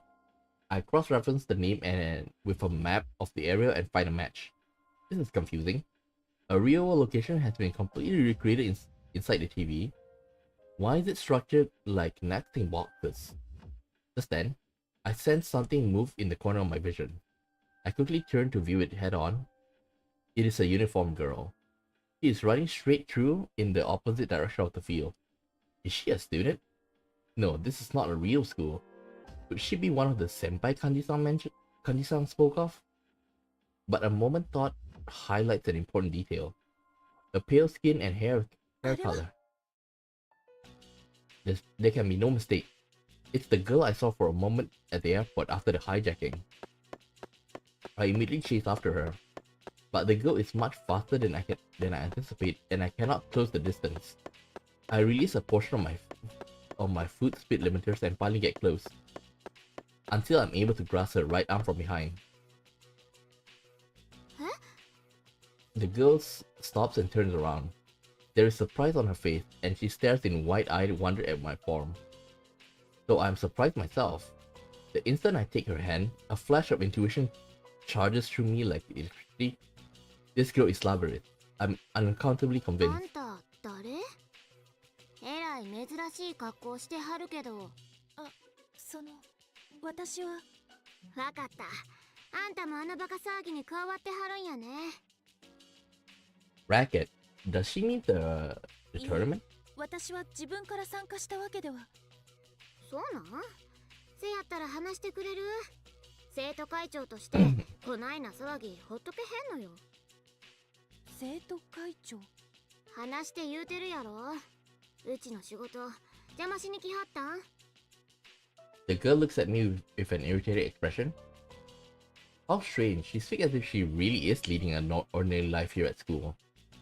If she was aware that she was inside the TV, would she say such a thing to me? ここがどういう場所か知っていたら教えてもらえませんか？どういうって教室棟の1階やない。見たらわかるやろ。あなたはもしかしてテレビに入った時のことを。テレビ？何言うてはるんかよくわからへんけど、うち急いでるねん。もう行ってなら一つだけ教えてください。あなたは誰ですか？誰ってそれも知らんと呼び止めたん？生徒会長言うたやないの。つい先週の選挙で決まったとこやのになんで知らへんのかな。もうええやろ、うち行くで。The girl ends the conversation sternly, shakes off my hand, and runs away again. 待ってください。In an instant, she disappeared into the school building. I go after her, but just as I enter the hallway and round the first bend, something blocked my path, but I can't see what it is. I can't see it, yet when I reach out with my hand, I can feel it. I think I know what this is. あの壁。The invisible wall that prevented Kanji-san's passage, it's most likely the same thing. Once again, I'm surprised. I can touch it, yet my senses detect nothing. And it's much stronger than I imagined. It repels even gunfire, physical attacks are nothing. I attempt various methods to destroy it, but before I can, the girl disappears from view. 他のルートを試すしかないようですね。I consider the situation again. And once more, was that girl truly Labris? There are too many factors not indicating otherwise. Her appearance and the feel of her arm when I grasped it a moment ago. Both are strong signs that she is human. If she is entirely artificial, then she could not be part of an older generation of models for myself. Her speaking voice and behavior were both indicative of known human patterns. According to the records of Labris' development, she was sealed away soon after. Even I stumble with natural human speech. She could not have become that proficient in so short of a time. She's not a machine, but a human, so she cannot be Labris. Usually I would not hesitate to make such a judgment based on the available data, yet I still cannot shake the feeling that she may be Labris. That intuition I felt earlier, what caused it? This case remains murky. I feel as if my senses are being muffled by a thin cloth, but I cannot leave her be. Even if she's not Labris, the fact itself means she's in danger. I quickly look for an alternate route.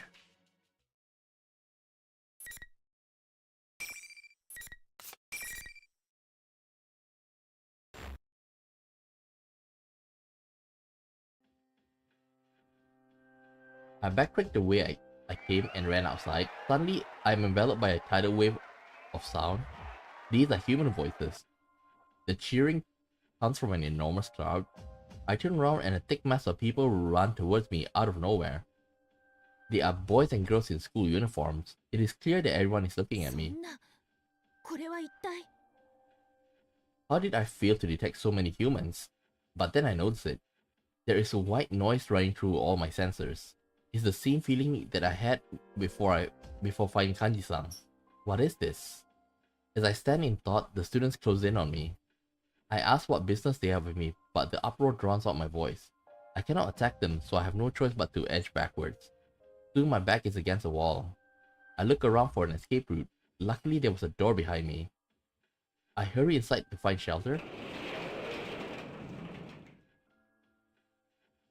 The room I've entered appears to be spacious. It is dark here, but I believe it's the gymnasium.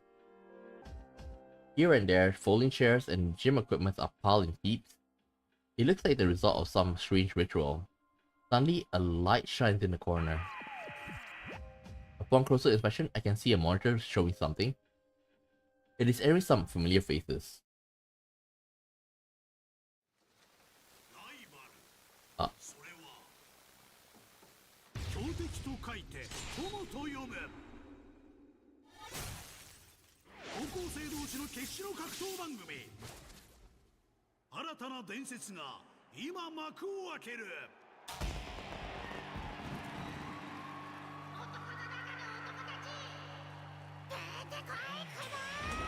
可愛い七子は誰にも渡さん。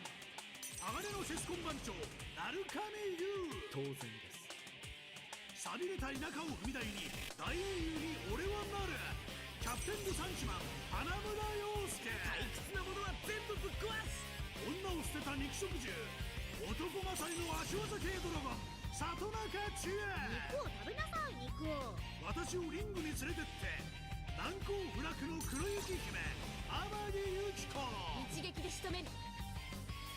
バラと肉体の狂い咲き。戦慄のガチムチ皇帝辰巳漢字。もっと奥まで突入。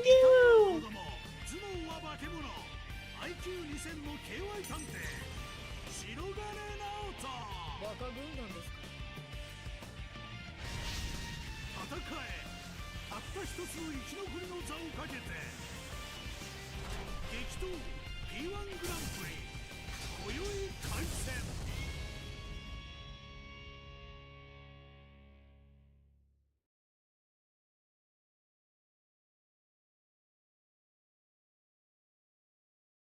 I'm not sure what to say about that video. It seems to be modeled after a promotional video for martial arts tournaments.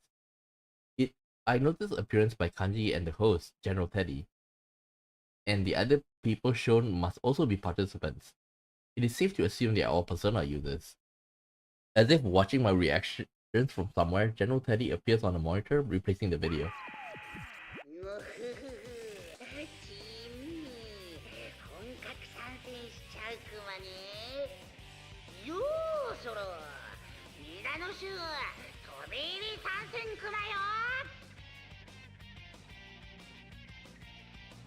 Without warning, there is a loud sound. The doors in every direction open at once. Exited students pour in, cheering and yelling. Before I know it, I'm surrounded by people with no means of escape. General Teddy grins at the situation and raises his stubby arm.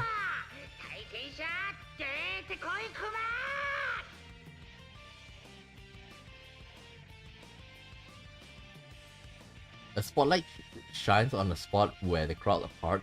A female student can be seen. She has short hair and wears a jacket. She looks very athletic. I recognize her face from the video. Her name was Satonaka Chie. She steps in front of me, bouncing from foot to foot.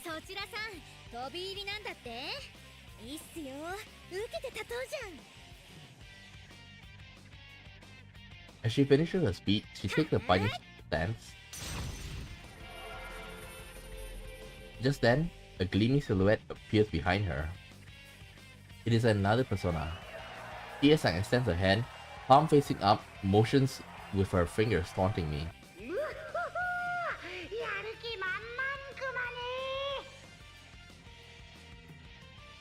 This is strange. Chie-san's willingness to fight is odd enough, but even stranger are the students in the crowd. Even when seeing a persona up close, they show no signs of alarm. Come to think of it, how did they get here? I cannot believe that they are all persona users. But even if they were, would they be so excited over such brutality? While stuck in a mysterious world filled with potential dangers? That doesn't seem likely. Perhaps basic assumptions are faulty. Could they, like these buildings, be unreal?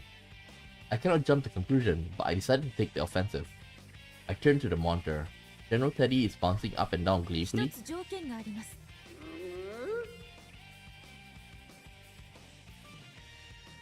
He answered me. I can hold a conversation with him, which means he can see and hear me. 周りの学生たちを今すぐ解放してください。学校内から、いえ、この異空間から全員無事にそうしてもらえるなら、あなたのお膳立てに乗って戦いましょう。このクマ相当に注文つけるわけ？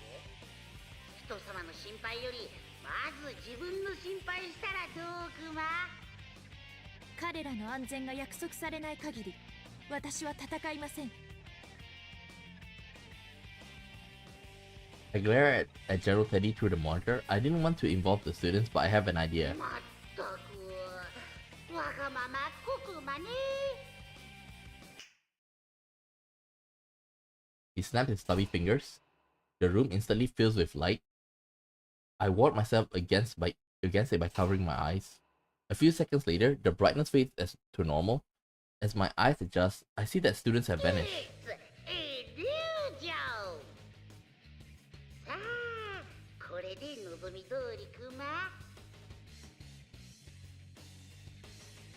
The general smiles proudly.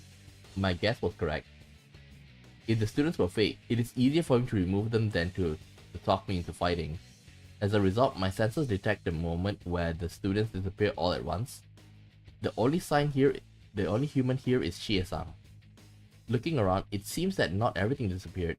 Human-like figure remained, as if the shadows of the students were burned into the scenery. There were several about in the gymnasium. Their readings are similar to shadows, but they show no sign of hostility. So these are the true forms of the students. They have been unmasked.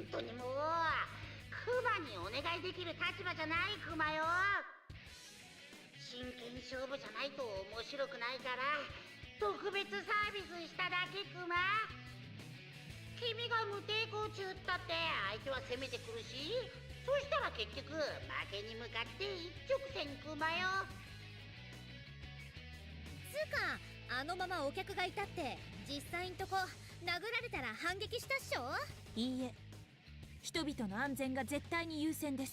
へえ、かっこいいな、自己犠牲。でも機械の自己犠牲は安いよね。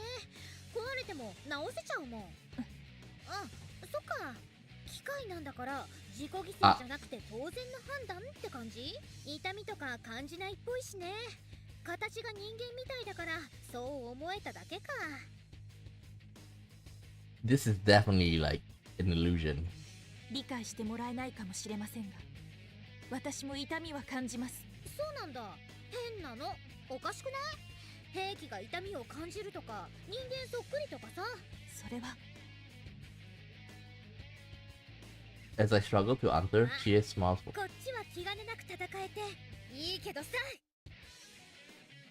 Her smile disappeared and her eyes spark with fire as she launches herself at me. I would rather not fight her, but she is a persona user. I clench my teeth and make... Wait, does she have teeth?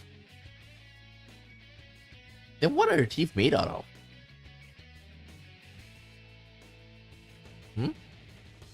I clench my teeth and make myself ready to intercept her.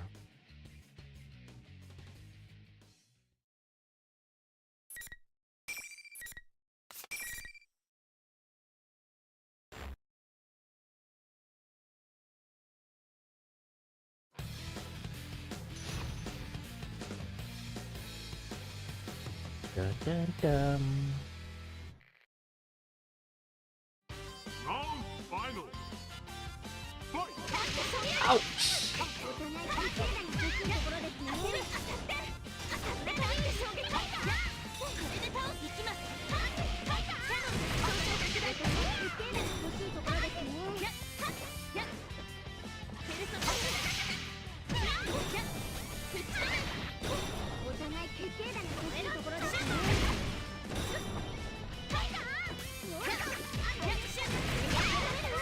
Damn it, counter.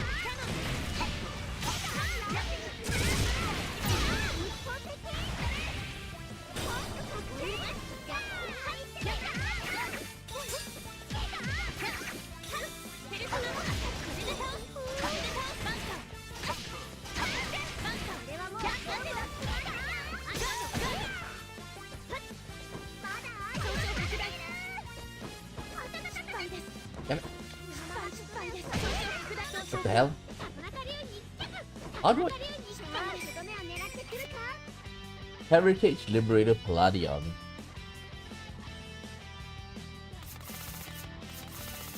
Mid-air. Escape mode, mode change. Down. Ah, damn it. I should try and change to Orgia mode.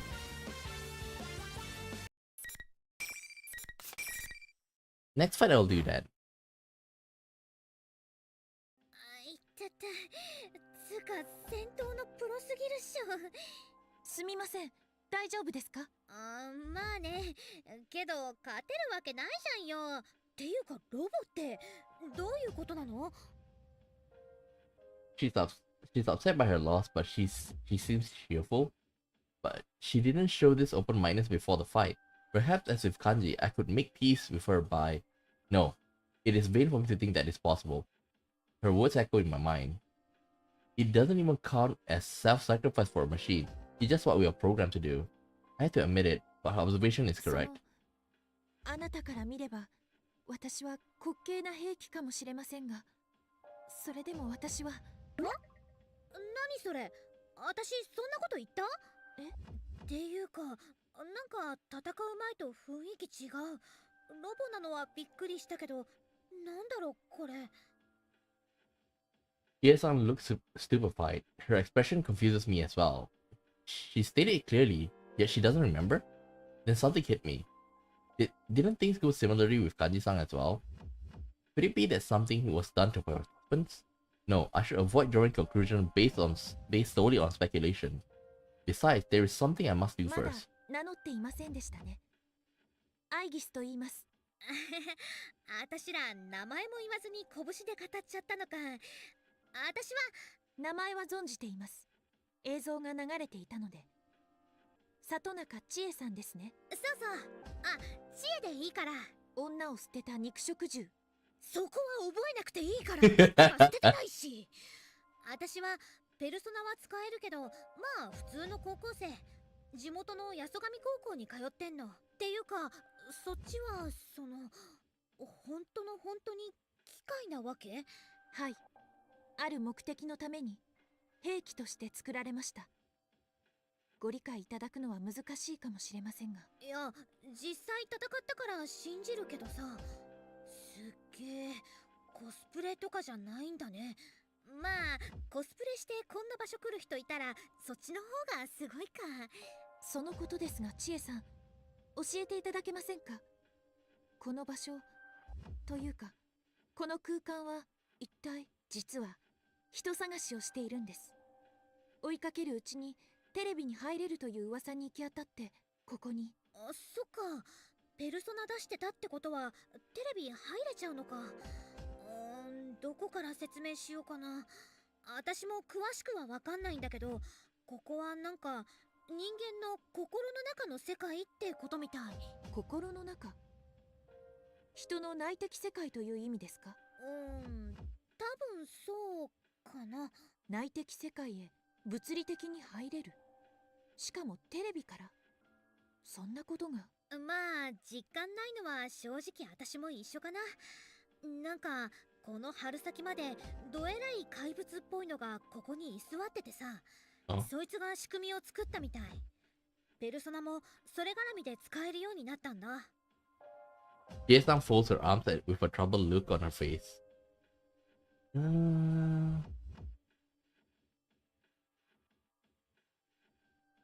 てか、そういう面倒事は片付いたはずだったんだけどさ。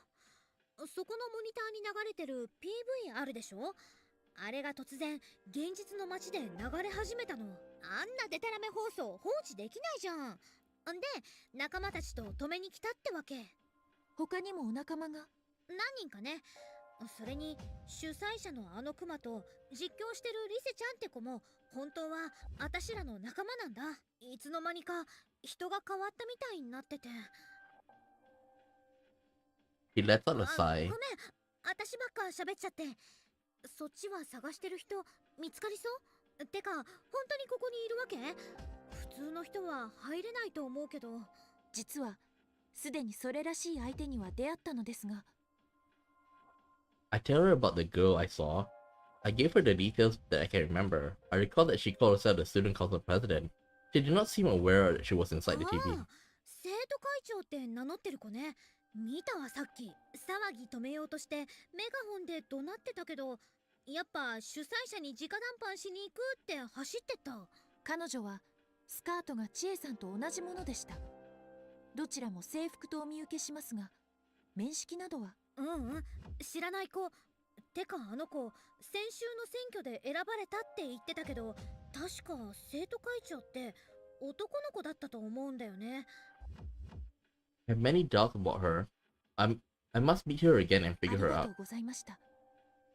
状況は大体わかりました。では私はそろそろ失礼します。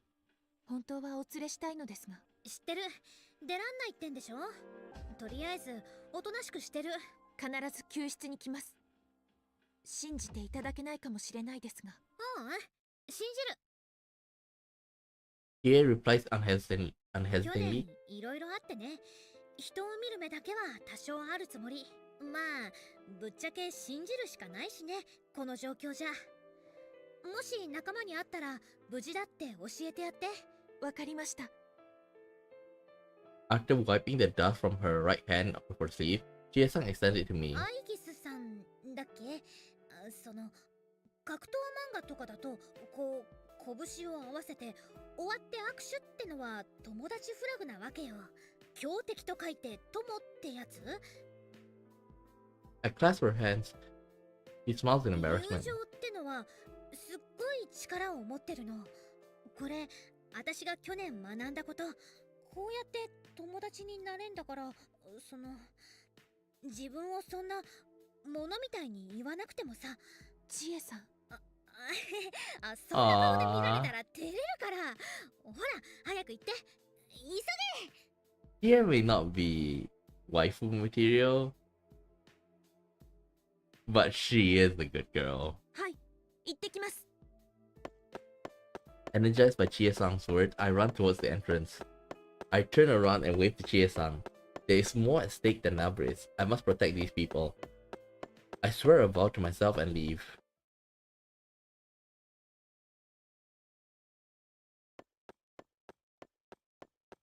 As I exit the gymnasium, I remain cautious while running down the hallway. Suddenly, I picked up a response from my transmitter, which has been silent until now. I stop and focus on picking up the signal.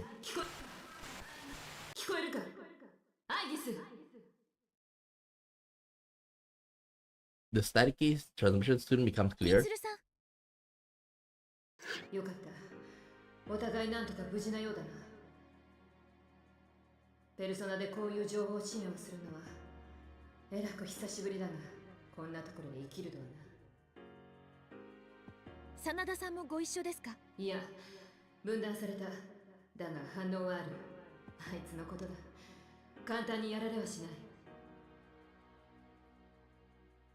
He's speaking not out of carelessness but trust.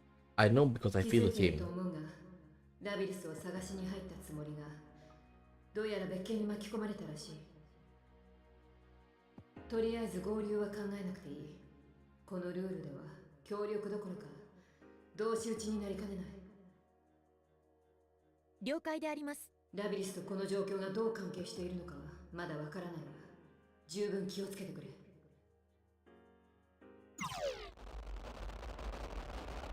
Before I can answer, the static grows louder and the transmission ends. Knowing that Mitsuru and Akiko are okay gives me room to breathe. The invisible walls are everywhere along the hallways, forcing me down a particular path. I follow the route. Soon enough, I can see the shoe lockers up ahead. It seems I'm back at the entrance. When I reach the entrance, the monitor nearby turns on as if it were waiting for me.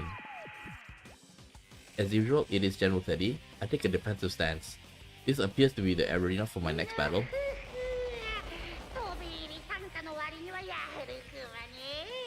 Did you hear the static just now?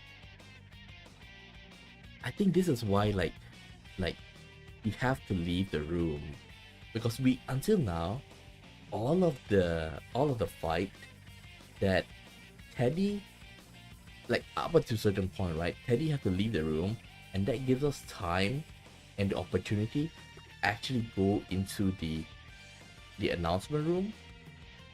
We don't know what caused him to leave the room.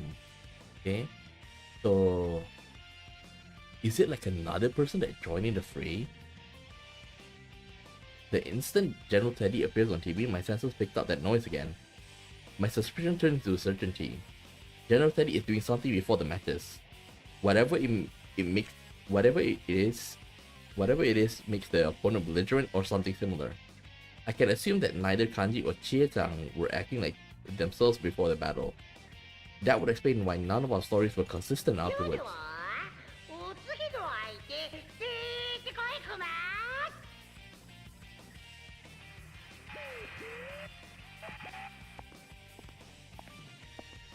I hear light footsteps. A young man wearing his head low.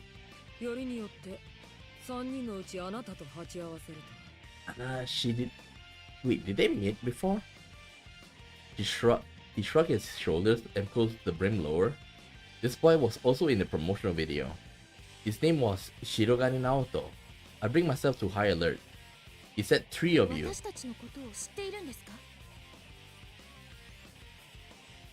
On hearing my question, he smiled significantly.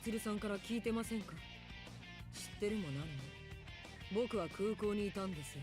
霧状グループも世界企業という割に手ぬるいですね。機械に人を指揮させたり、単独行動を許したり。あなたのことは正直見ていてかわいそうだと思ってました。僕の手でそれを終わりにしてあげるのは優しさかもしれません。かわいそう。あなたは存在自体が欺瞞だ。だってそうでしょ。機械。それも兵器などまるで人のように人だと思ってしまう。周りもそしてあなた自身かわいそうです。I have no answer but to this. As much as I don't want to believe it, it's all true. ペルソナ能力を実装するために自分を人だと思い込めるように作られ姿も心も性能のために必要だっただけだ。自分でも気づいているんでしょ。人の心と機械の体のギャップを埋める方法は永久に見つからない。どんなに求めてもあなたが得られるのは愛じゃない。愛着だけだ。私は Oh damn. He sounds as if he knows for certain. I hang my head in spite of myself. 言葉にしてみるとなんだか本当に哀れに思えてきましたよ。これは早く終わりにしてあげないとね。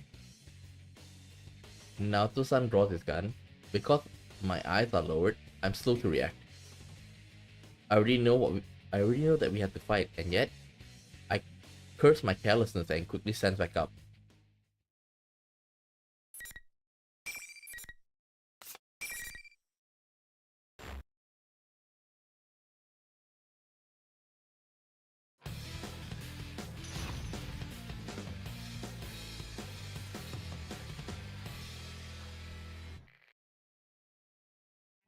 Round final. Fight!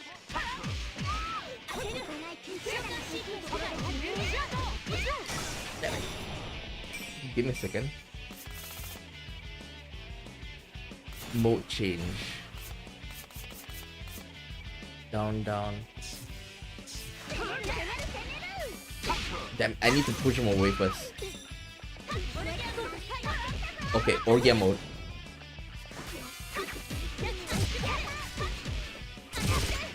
Okay, Orgia mode boost. Hold in air. Ground or air. Hover boost.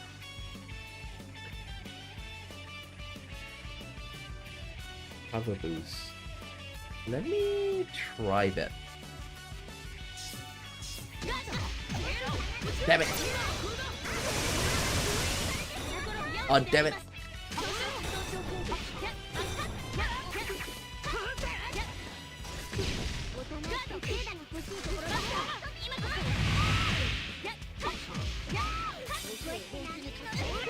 Damn it! Damn it!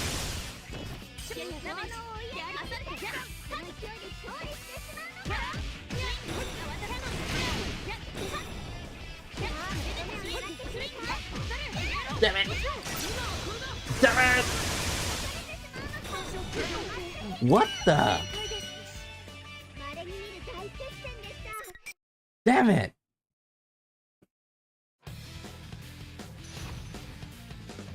Let's just activate Orgia mode right off the bat.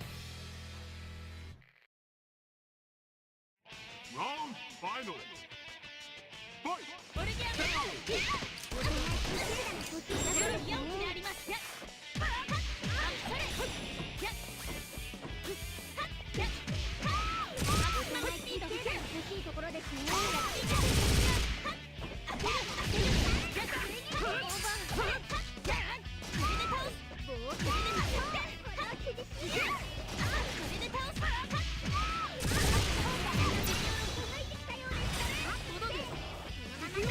Oh, damn it.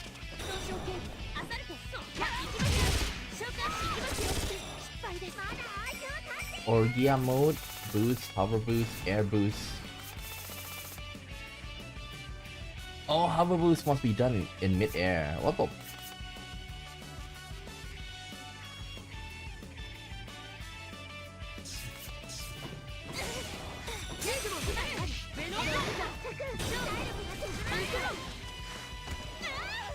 Damn it!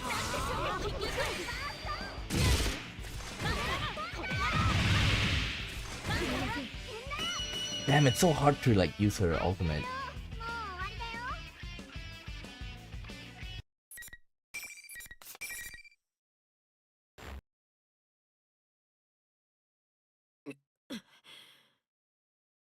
Naoto-san slowly gets up. There's something staggering that seems to be caused by dissonance. I watch carefully for any changes in behavior, but I'm surprised by what I hear next. 同じことを考えてます。大会の首謀者は僕らの心や感覚を惑わす術を持っているんじゃないか。そう疑っているのでは。はい。Seeing me not, Naoto 僕も同意見で smiles. す。そうやって仲間同士を戦い合わせようとしているように思います。なぜそんなことをしているかは謎ですが。Naoto-san brushes some dust off and walks towards me. 対戦は終わり、もう介入は解けました。これまでの事例に照らしても間違いない。どうでしょう。改めて話し合いませんか。I have no objections. Naoto seems to understand everything. I nod my head relieved. 僕は白金直人、探偵業をやっています。例の荷物の空輸に対する警察の立ち会い人を引き受け、事前に桐城さんと会い、空港にも同行していました。それで私たちのことを映像で他の参加者の皆さんと一緒に紹介されていましたが、彼らは仲間です。大切な。それに僕も同じ八十上高校の生徒ですし。なるほど。用事を済ませ地元へ戻ってみたら、あの映像がテレビにというわけですね。そうです。と言って本当は白を切るべきなんでしょうね。僕がここに来た本当の理由は、あなた方を尾行していたからです。内定のために。内定？まあさすがに依頼者や狙いまでは明かせません。でもそちらも話せないことを抱えていると思います。どうでしょう。お互い様ということで今は協力できませんか。I become tense at the mention of secret investigation, but this is not わか important りま now. した。どのみちこの状況では対立は得策ではないと思います。このテレビ世界のことはどこまで。お仲間から人の内的世界だと。でもなぜ学校なんでしょう。人々の心のありようで様々に形が変わるんです。まして直接入ったりすれば影響は強く現れる。でもペルソナ能力などの耐性を持たない普通人の場合、大抵はシャドウの暴走で危険な場所が形成されます。去年関わった事件でもそうでした。この景色もそういうことなのかも。Consider elaborates. According to her specification, she should be able to use a persona, but did it come from her mind? Why a school? Why a scummy high school of all places? There's no prior knowledge of the place. She has never even visited Inaba. But if that girl is Labyrinth, she undoubtedly has a heart. It is possible that something like what Naoto-san suggests could 心当た happen. りがあるようですね。はい、ありがとうございました。少しずつですが分かってきました。 I looked down the path ahead, but before I go, I turned and asked Naoto-san a 一つだけ question. 教えてもらえますか？内定のこと。なぜ私に？フェアじゃないからですかね。 A wry smile spreads over 動 Naoto-san's けな face. い以上、仲間のことはあなた方にお願いするしかない。騙したままじゃアンフェアです。それにもう一つ。あなたは使命のために本当の姿をいとわず晒している。僕はその点、フェアじゃない。本当の姿？それへの敬意ですかね。僕もまだまだ甘いな。 Naoto-san's smile fades and she looks at me solemnly. アイギスさん、お願いします。どうか僕の仲間を助けてほしい。そのつもりです。ありがとう。僕もあなたを信じて待ちます。 We nod to each other. Chie-san, Kanji-san, Naoto-san are also different, but they are connected by a strong bond. Knowing that fills my heart with warmth. ちなみにあなたの言う本当の姿とはもしかして女性だという件ですか？え？違いましたか？いや、まあそのセンサーで体格を計測しました。着衣で分かりにくいですが、内側は男性のバランスではありません。内側って何ですか？ Oh, shit! どこまで見えてるんですか？ Shit! Oh, man. Another thing that makes me want to see is that we all know that Naoto is the girl, right? But because this is like this game is old, well, basically like their modeling is like very like old school. I wonder if we get P4 remake, we're gonna see Naoto. Well, of course in the beginning like she's gonna be portrayed as a guy, and then halfway we know that she's a girl. Will they actually show her off? And there's also another thing that I want to see in P4, and that is the swimsuit competition. Naoto didn't join though at the time, but lore wise, among all the P4 group, she's the bustiest. I want to see it, man.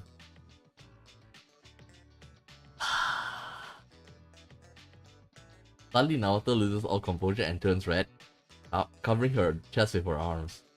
What happened? I don't think I said anything to warrant such a reaction. Just then, General Teddy interrupts her over the monitor. ちょっと君たちお話長いんでない？ちゃっちゃと次の対戦に。3サイズの計測結果も申し上げましょうか。うわ上から。クマ間違えた。そのお話存分に続けるクマ。むしろ続けるクマ。ようそろ。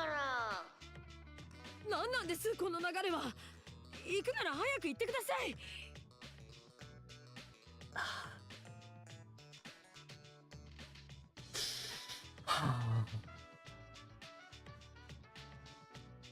That's why Naoto is my second favorite girl in P4. Well, she and Yukiko are neck and neck. Wait. My number one favorite is actually Yumi. I totally forgot. The reason why I always forget Yumi a little bit is because like Yumi's not the main girl and she's actually very optional. This is also another thing that I don't like about P4. Because P4, like, you can choose her or Ayane. I prefer Yumi though.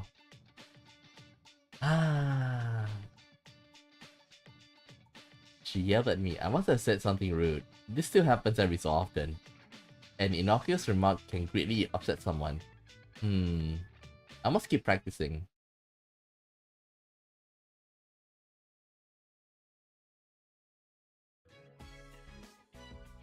I climbed the stairway and noticed a silhouette in one of the classroom. Looking carefully, it could be the student council president, Labris. I would be relieved if I had caught up to her soon. But the hand I raised to knock on the door inadvertently stops. Wait, could she be my next opponent? She wasn't in the promotional video, but neither was I. Yet I'm being forced to fight in the Grand Prix. I really wish that they actually fought, that she fought with you though. But there's no point in worrying about that now. I cannot change the path I take, nor the opponent I must face. I prepare myself and knock lightly on the door.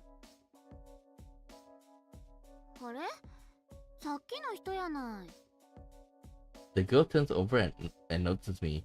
I set foot in the classroom. There's no immediate interruption from General Teddy. It looks like he has not scheduled a match between us. I breathe a sigh of relief.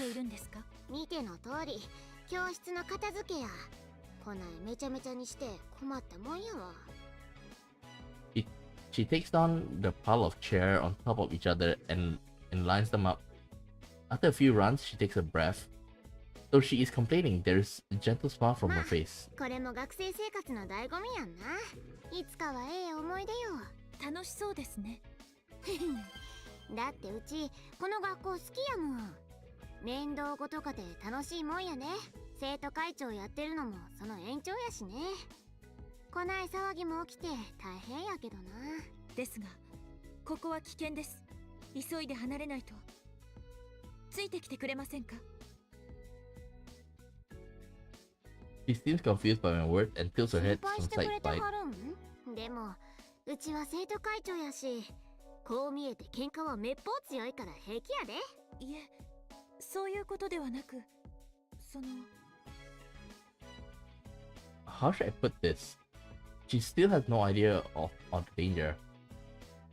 She walks up to me, takes a long look at my face and あん giggles. た、格好はおもろいけど、ええ人やな。おおきにね。うちの話を聞いてくれへん生徒もおるけど、うちここにいなあかんって思うよ。ここにいたい。ご自分の身に危険が及ぶのにですか？大げさやな。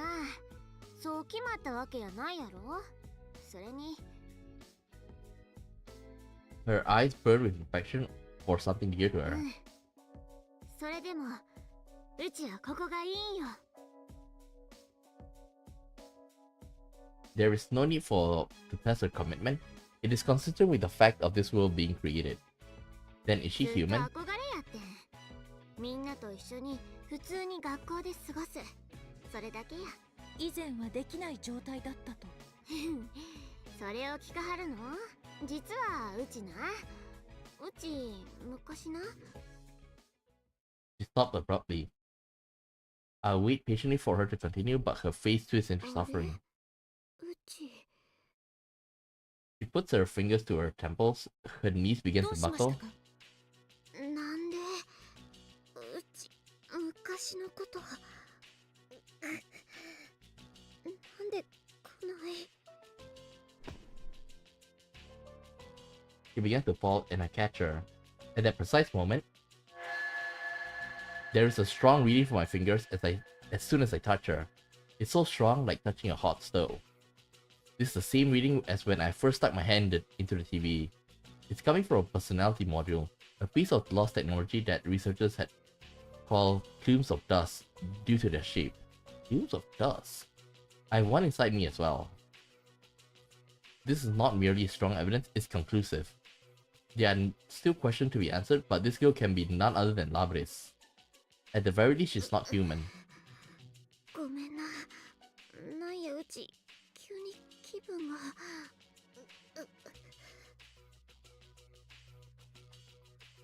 The memory she's trying to access is causing conflicts with her current level of awareness. She tries to remember, but she will not be able to maintain her mental state. The memory is that charged. I hold her close and wait for her to calm down, but her reaction does not improve. It gets worse. She shakes violently, as if electrified. Suddenly, bright light bursts in front of her eyes. It's right from my eyes. Is something flowing into me? I quickly let go of Labris, but it does not fade away easily. Images I don't recognize flow together into my head, one after another, at incredible speeds. It was fast. The torrent of data finally subsides. I analyze the data to find out what happened, and then I understand. It did not flow into me. This data was already dormant inside of me. I am the last number of the Anti-Shadow Weapon Project. Metis is from the future, right? I inherited all the data from the previous models of the same type, both tangible and intangible. Labris memories were part of it. Normally the developers would not upload data to me that was unrelated to battle, but the plume of dust is a black box. It is possible that something was transferred somehow through that. Thinking about it, that might be the reason I thought I saw Labris at the airport. My glimpse of the newly awakened Labris caused my buried records of her appearance to be called. Perhaps that is what happened. Unfortunately, the memories I have just accessed are in complete disarray. I can't just flip through it like an album. The video records were not in chronological order, meaning I can't make sense of them in their current state. However, there was one memory that left an impression on me. The sea. The cerulean sky and lingering clouds, the emerald blue water. All of the other memories are cold mechanical rooms or the night sky, but this one is different.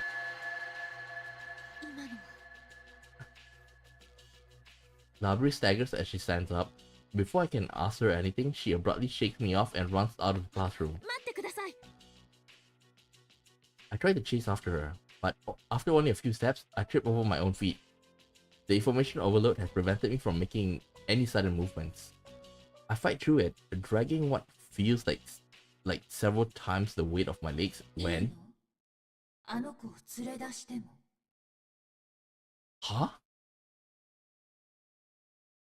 I stumble to a stop and look around, searching for the hidden speaker.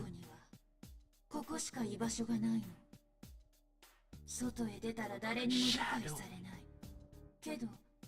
人間になることもできないからどうしようもなくて学校ごっこに浸るしかないおままごとよかわいそうでしょでもこれはあの子の得られる唯一の幸せそれをあなたは壊してしまうつもりあなたは Uh-oh. Uh-oh. I stop suddenly realizing the answer to my question and catch my breath in my throat. This voice. It's mine. また箱に閉じ込めて封印してしまうのなんてひどいあの子が逃げ出すのも当然ね逃げ出した何をまさかやっと気がついたラビリスは謎の犯人に連れてこられたわけじゃない自分で逃げ出してここへ入り込んだのそんな For real?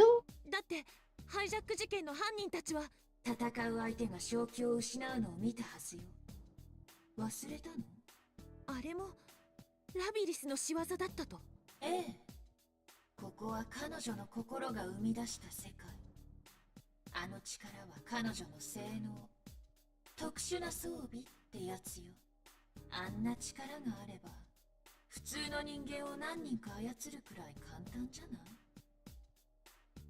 It's true that the hijackers were confused and that there were signs of some mental interference. 誰かに迷惑をかけてまでこんな場所にいるのは正常なことではありません。それに本当に彼女がやったのなら彼女は自分と向き合うべきです。あなたがそれを言うの？そんな権利があるの？ Suddenly the tone of voice changes. He speaks very gently, like a parent correcting a child. あなただって苦しんだ経験があるじゃない。心があるのに人間にはなれない。そのギャップに誰かを守りたくても人間としてそばにはいられない。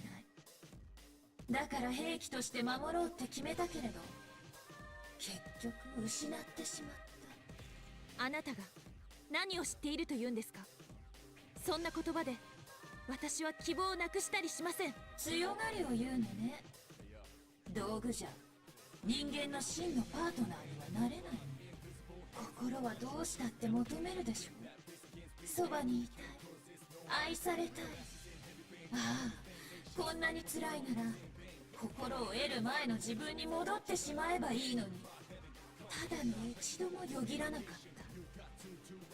そんなはずない。痛みは決して完全には消えない。あなたの中に残り続ける。そうでしょう。ラビリスを外へ連れ出してもきっとそうなる。あなたと同じになる。そんな目に合わせたいの？でもここでは自分さえ騙せば全てが手に入る。ラビリスだけじゃない、あなたもそう。手に入るの。永久に失ったものだって。あなたは一体。 I cut myself off, realizing that I'm becoming fascinated with the voice. This isn't good. I cannot let the voice deceive me. I must get its speaker in my sights first. I carefully attune myself to the source of the voice and quickly turn in that direction. That person standing there is me. Uh-oh. Uh-oh. Or rather, something that looks like me. Maybe this is what caused, Kuma to like move, because he's copying Aegis.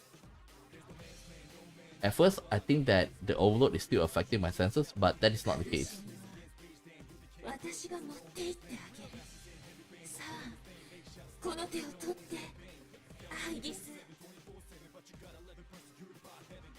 I smile and extended out my hand. I feel dazed. This is very confusing. I don't know what to do. My mind invites cautions, but my heart doesn't listen. But all of a sudden, a door opens in the corner.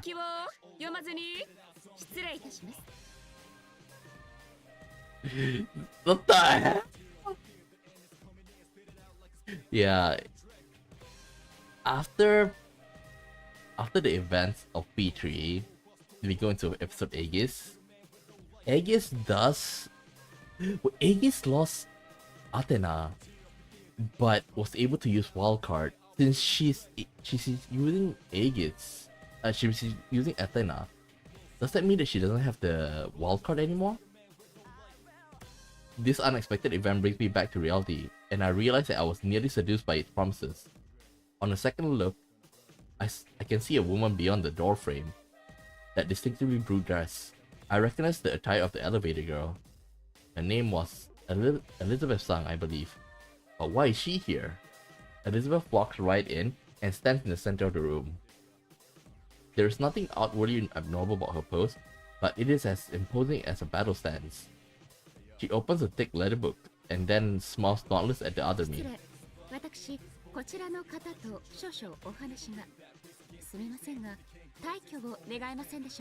Then that makes sense that that Elizabeth, because of Elizabeth, General have to leave because she is too much of a threat to leave alone. Like, she's supposed to be she's not human. She's a being that surpasses human, and basically, I wouldn't say that she's a god, but a better way to explain it is that she's like a being from a different dimension. In other words, that transcends our understanding. So that's why she have the powers, right? So another dimensional being here, Jen will definitely have to deal with it.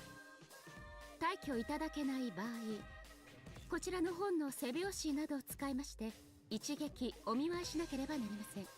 こちら本革製の背拍子たるやなかなかの破壊力、それはもうアベレージ4桁超えでございます。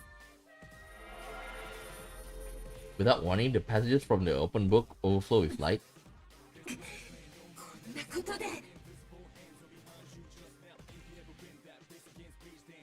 The other Mii's face flinches in pain and she vanishes into thin air while spitting a curse. Is she gone now? I can no longer pick up any readings on her. The tension leaves my body and I collapse to the ground. Uh-oh, but we have to fight Elizabeth. While I'm there, Elizabeth walked towards me. I first met her 2 years ago. Her attire is somewhat strange, but the place I met her was even stranger. The Blue Room. That is the only way to describe that mythical space. It's a resident called the Velvet Room. I do not believe it is at all part of the real world. There, Elizabeth was one who governs power. She helped me to grow spiritually by introducing me to the power of Persona. Then this means that episode 8 is real! I never imagined that she would leave that room, let alone that I would run into her here. Yet, her appearance here saved me.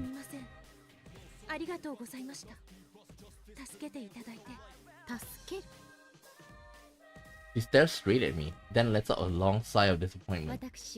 訳あって旅に出ておりました。ですが、並々ならぬ強い力のぶつかり合いを感じ、巣は何事かと来てみれば、なんたるがっかりでございます。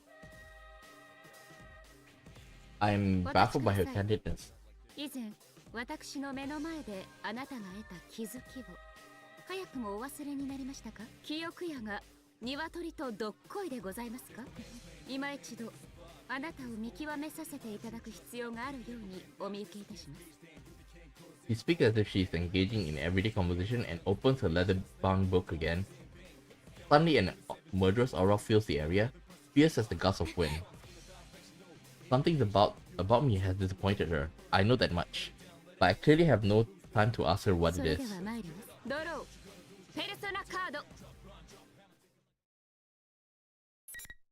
It's a bookmark. Oh, it's been 2.5 hours.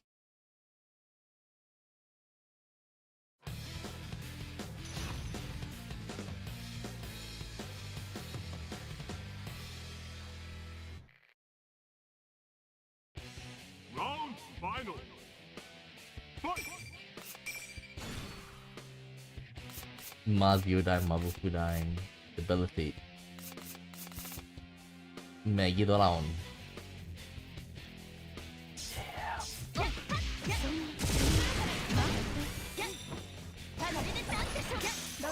Anatos.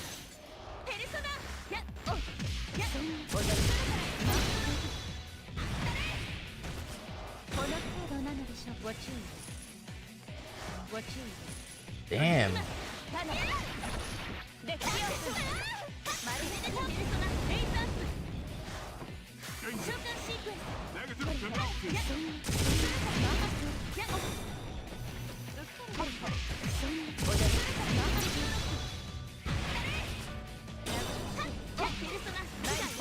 Oh, damn it. Damn it, damn it, damn it.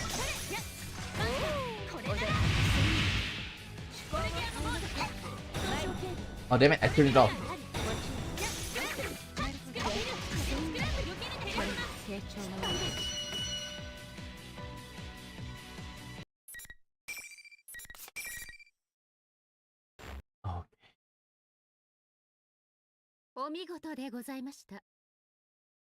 Elizabeth stands from her kneeling position. Though she lost, she did not so much as break a sweat. Meanwhile, I, for my part, am detecting strain on my entire drive system.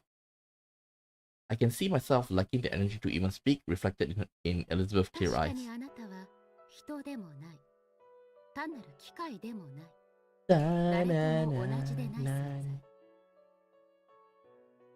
You know, we still haven't heard the BGM from P4. When facing the truth, you know, that BGM has still come up. ですが、誰かと同じである方などいらっしゃるのでしょうか。人同士もまた自身と他者の違いや理解者の不在に苦悩なさる。それとあなたとどこが違うのですか？生を規定するものは死だけではなく、生とは絆。かつてあなたが行き着かれた答えです。ならば信じて進まれますよう、痛みを共に受け止め力とする絆を結べる誰かが必ずいるのだと。絆。私も今は長い旅路の途中。あなたはそんな私の時を超えた同胞ともなりうる存在かと期待いたしております。By the way, it's not endless. Yeah, I'm on a long journey. どうかさまつごとに膝を折ることのございませんよう。ではご文を。Elizabeth bows and finally showed me her smile. Immediately after, she turned on one heel and walked towards the hallway. I suddenly remember. 試合後は大会のルールがあって。And it won't work on her. そんなものはおととい来やがるべきでございます。お邪魔いたしました。It doesn't work on her. Like I say, she's a being that transcends, in other words, like from a different dimension. The rules of this world does not apply to her. True to her word, she leaves the room with no trouble and closes the door with an exaggerated slam. Those walls are nothing to her. But come to think of it, Labris didn't seem subject to those rules either. Do they only apply to participate in the tournament? No, in Elizabeth's case, it simply does not matter to her. 不思議な人でありました。I find it amusing, which allows me to feel more 確 relaxed. かにこの世界は心の安らぎをくれるのかもしれない。でも私はラビリスに自分じゃない誰かがいる世界を見てほしい。痛みを避けて絆を捨てても先にあるのは痛みのない何もない砂漠のような明日。By the way, it's not desire over here. Actually say yasuragi is more of a comfort. Okay? It's not desire, it's comfort. That's what P4 we've been through, okay? Because P4 it's like a journey where, well, P3 to some certain extent, but P4 did it with flying colors, okay? It's basically saying that you can accept the truth, you can accept the truth, quotation mark, in front of you, but that truth may bring you comfort. But will you seek out the real truth? Okay? And that's why like there's several bad ends. Even with 3, there are some bad ends. But P4 there's a lot more. Okay? So whether you accept it or not, that's P4 for you. Do you want to accept this as a way to end the game? Like, if you can, go ahead. But then, like, if you're willing to keep on going, you have to face even harsher reality, because that is what the true meaning of facing one's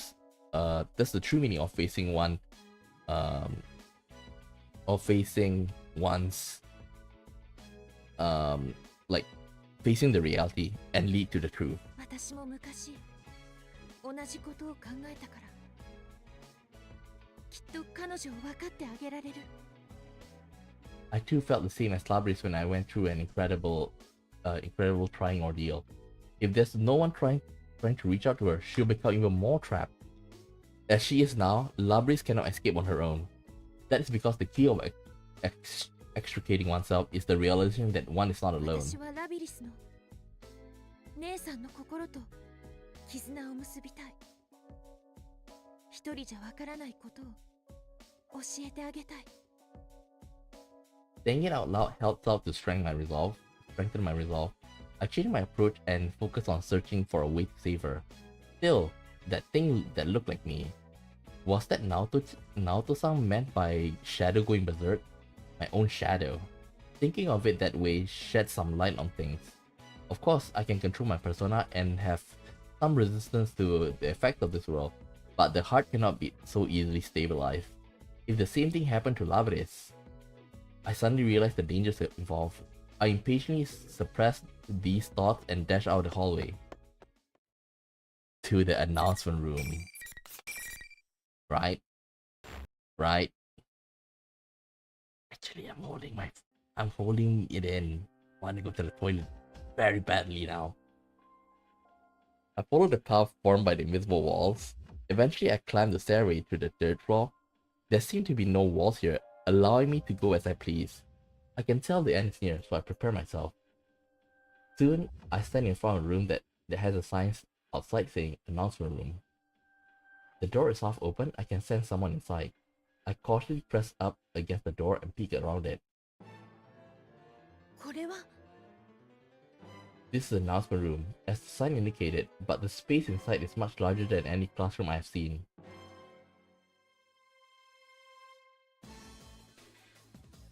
GM. It's not the BGM of P4 or P3. The equipment here is also closer to that of a TV studio than what we found in the school. On top of that, the back wall is made of glass, showing a view that is clearly not a schoolyard. Taken together, this is the first distinct sign that this is not the real world. As I expected, Labyrinth is here, standing in the middle of the room. There is also another boy and girl as well. The girl is holding Labyrinth's shoulder, and the boy stands in front of the pair, protecting them. Across them is General Teddy. It seems that this is the end of the line. Yosuke? What the hell is you? I seen that boy's face in the video. Hanamura Yosuke, I believe. I'm not familiar with the girl's face, but I do recognize her distinctive voice. It's the same voice that has been commentating on the fight along with General Teddy on the school PA. From the tone of the commentating, I thought she was working with General, but right now she seems to be on Yosuke-san and Labyrinth's side. I recall what Chie told me. Chie-san said that Rise was originally their friend, in which case she might actually be another victim. General Teddy gives a cruel smile, squints his eye, and speaks.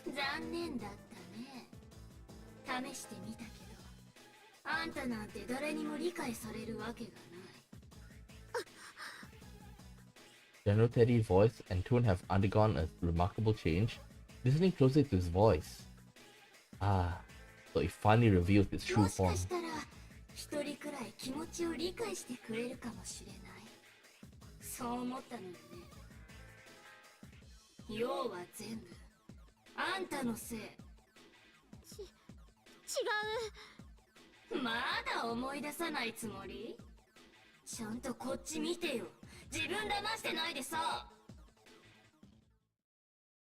Da-da-dum.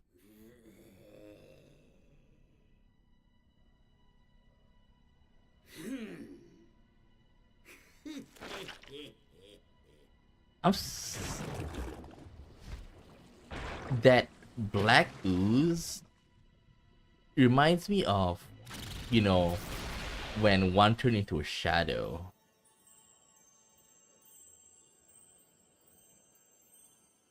But this I don't understand.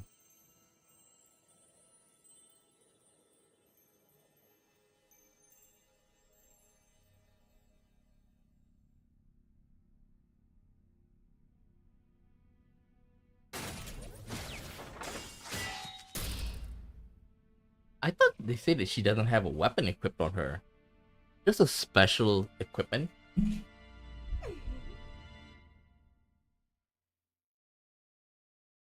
Over. It's not?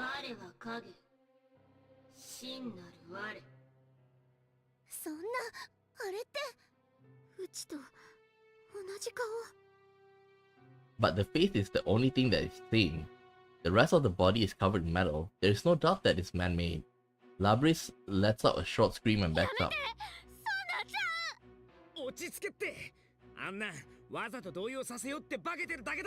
Ah, so they're trying to make like Yosuke's route as like the canon? Yosuke is frantically trying to calm Labyrinth down. It's just taking that form to agitate you. That's what he says, but is that really the case? I have my own suspicions.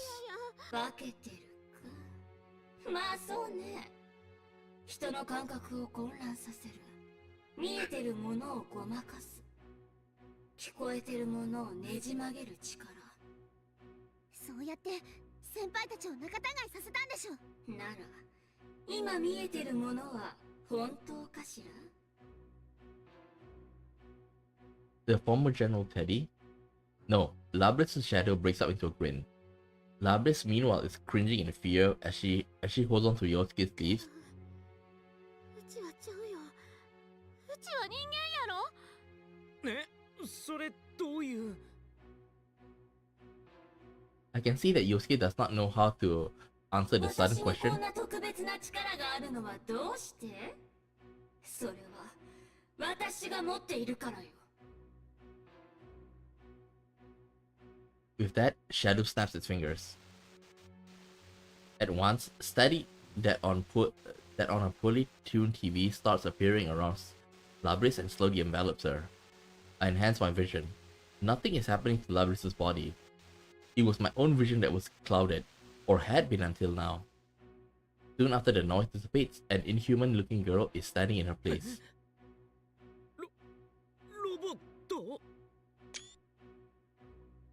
Metallic arms and length extended from her uniform. Thrusters on her back and on her back spread like wings. Just as I thought, her body is identical to that of the shadow in front of her. ほら見て、それがそいつの本当の姿。先に他人を騙していたのはそいつなのよ。しかもそいつは自分自身まで騙してた。自分は人間で学校生活を送ってるってね。そんなままごとを現実と思い込むために矛盾する記憶を全部思い出せないようにした。自分自身の名前でさえもね。ちゃう。やめて。なんで。いい加減思い出してよ。私のあんたのこと。名前まで忘れちゃうなんてひどいじゃない。いやいや、思い出してない。 Uh-oh. そっか。 Uh-oh. まだ一押し必要なのね。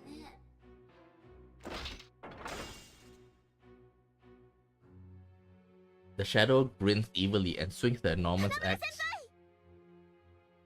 The enormous axe at Labris, or actually at Yosuke-san. Before the axe can complete its arc, I'm already in action. I must intervene. Neither Labris, in shock at seeing her true form, nor Yosuke-san or Risa-san are prepared for the attack. 何？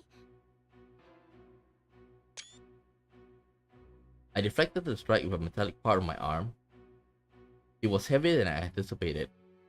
The battle axe is a giant lump of metal that blocks most of my vision.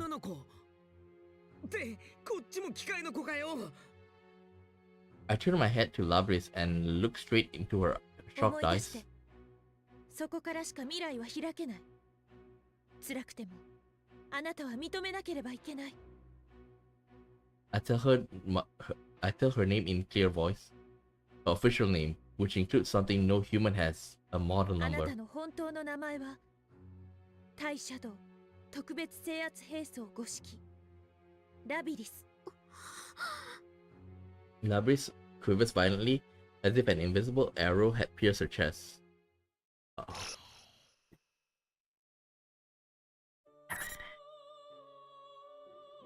Well, we're one step closer to the truth. We're one step closer to the truth. So, tomorrow, Labris. Okay? So, tomorrow we're gonna play Labris. And, seriously though, who's this one?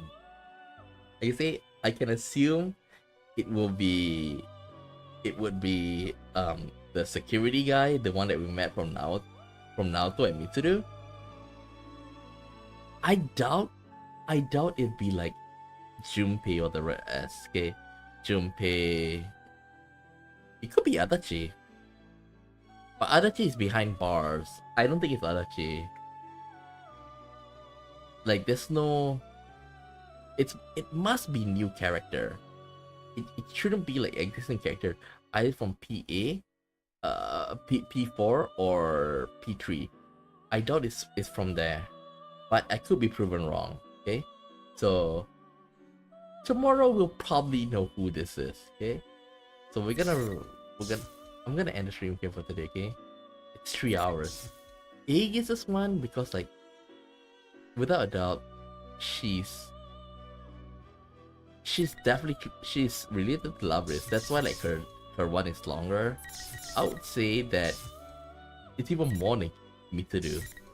Almost as much as you, because you, when we come in with nothing. But weird thing is that with Aegis, we haven't seen you at all. You is hardly present in the grand scheme of things, okay? That's something that I feel very bummed out. But anyhow, tomorrow we'll find out what happened, okay? So with that said, I'll end the stream here, and I'll see you guys next time. Bye-bye.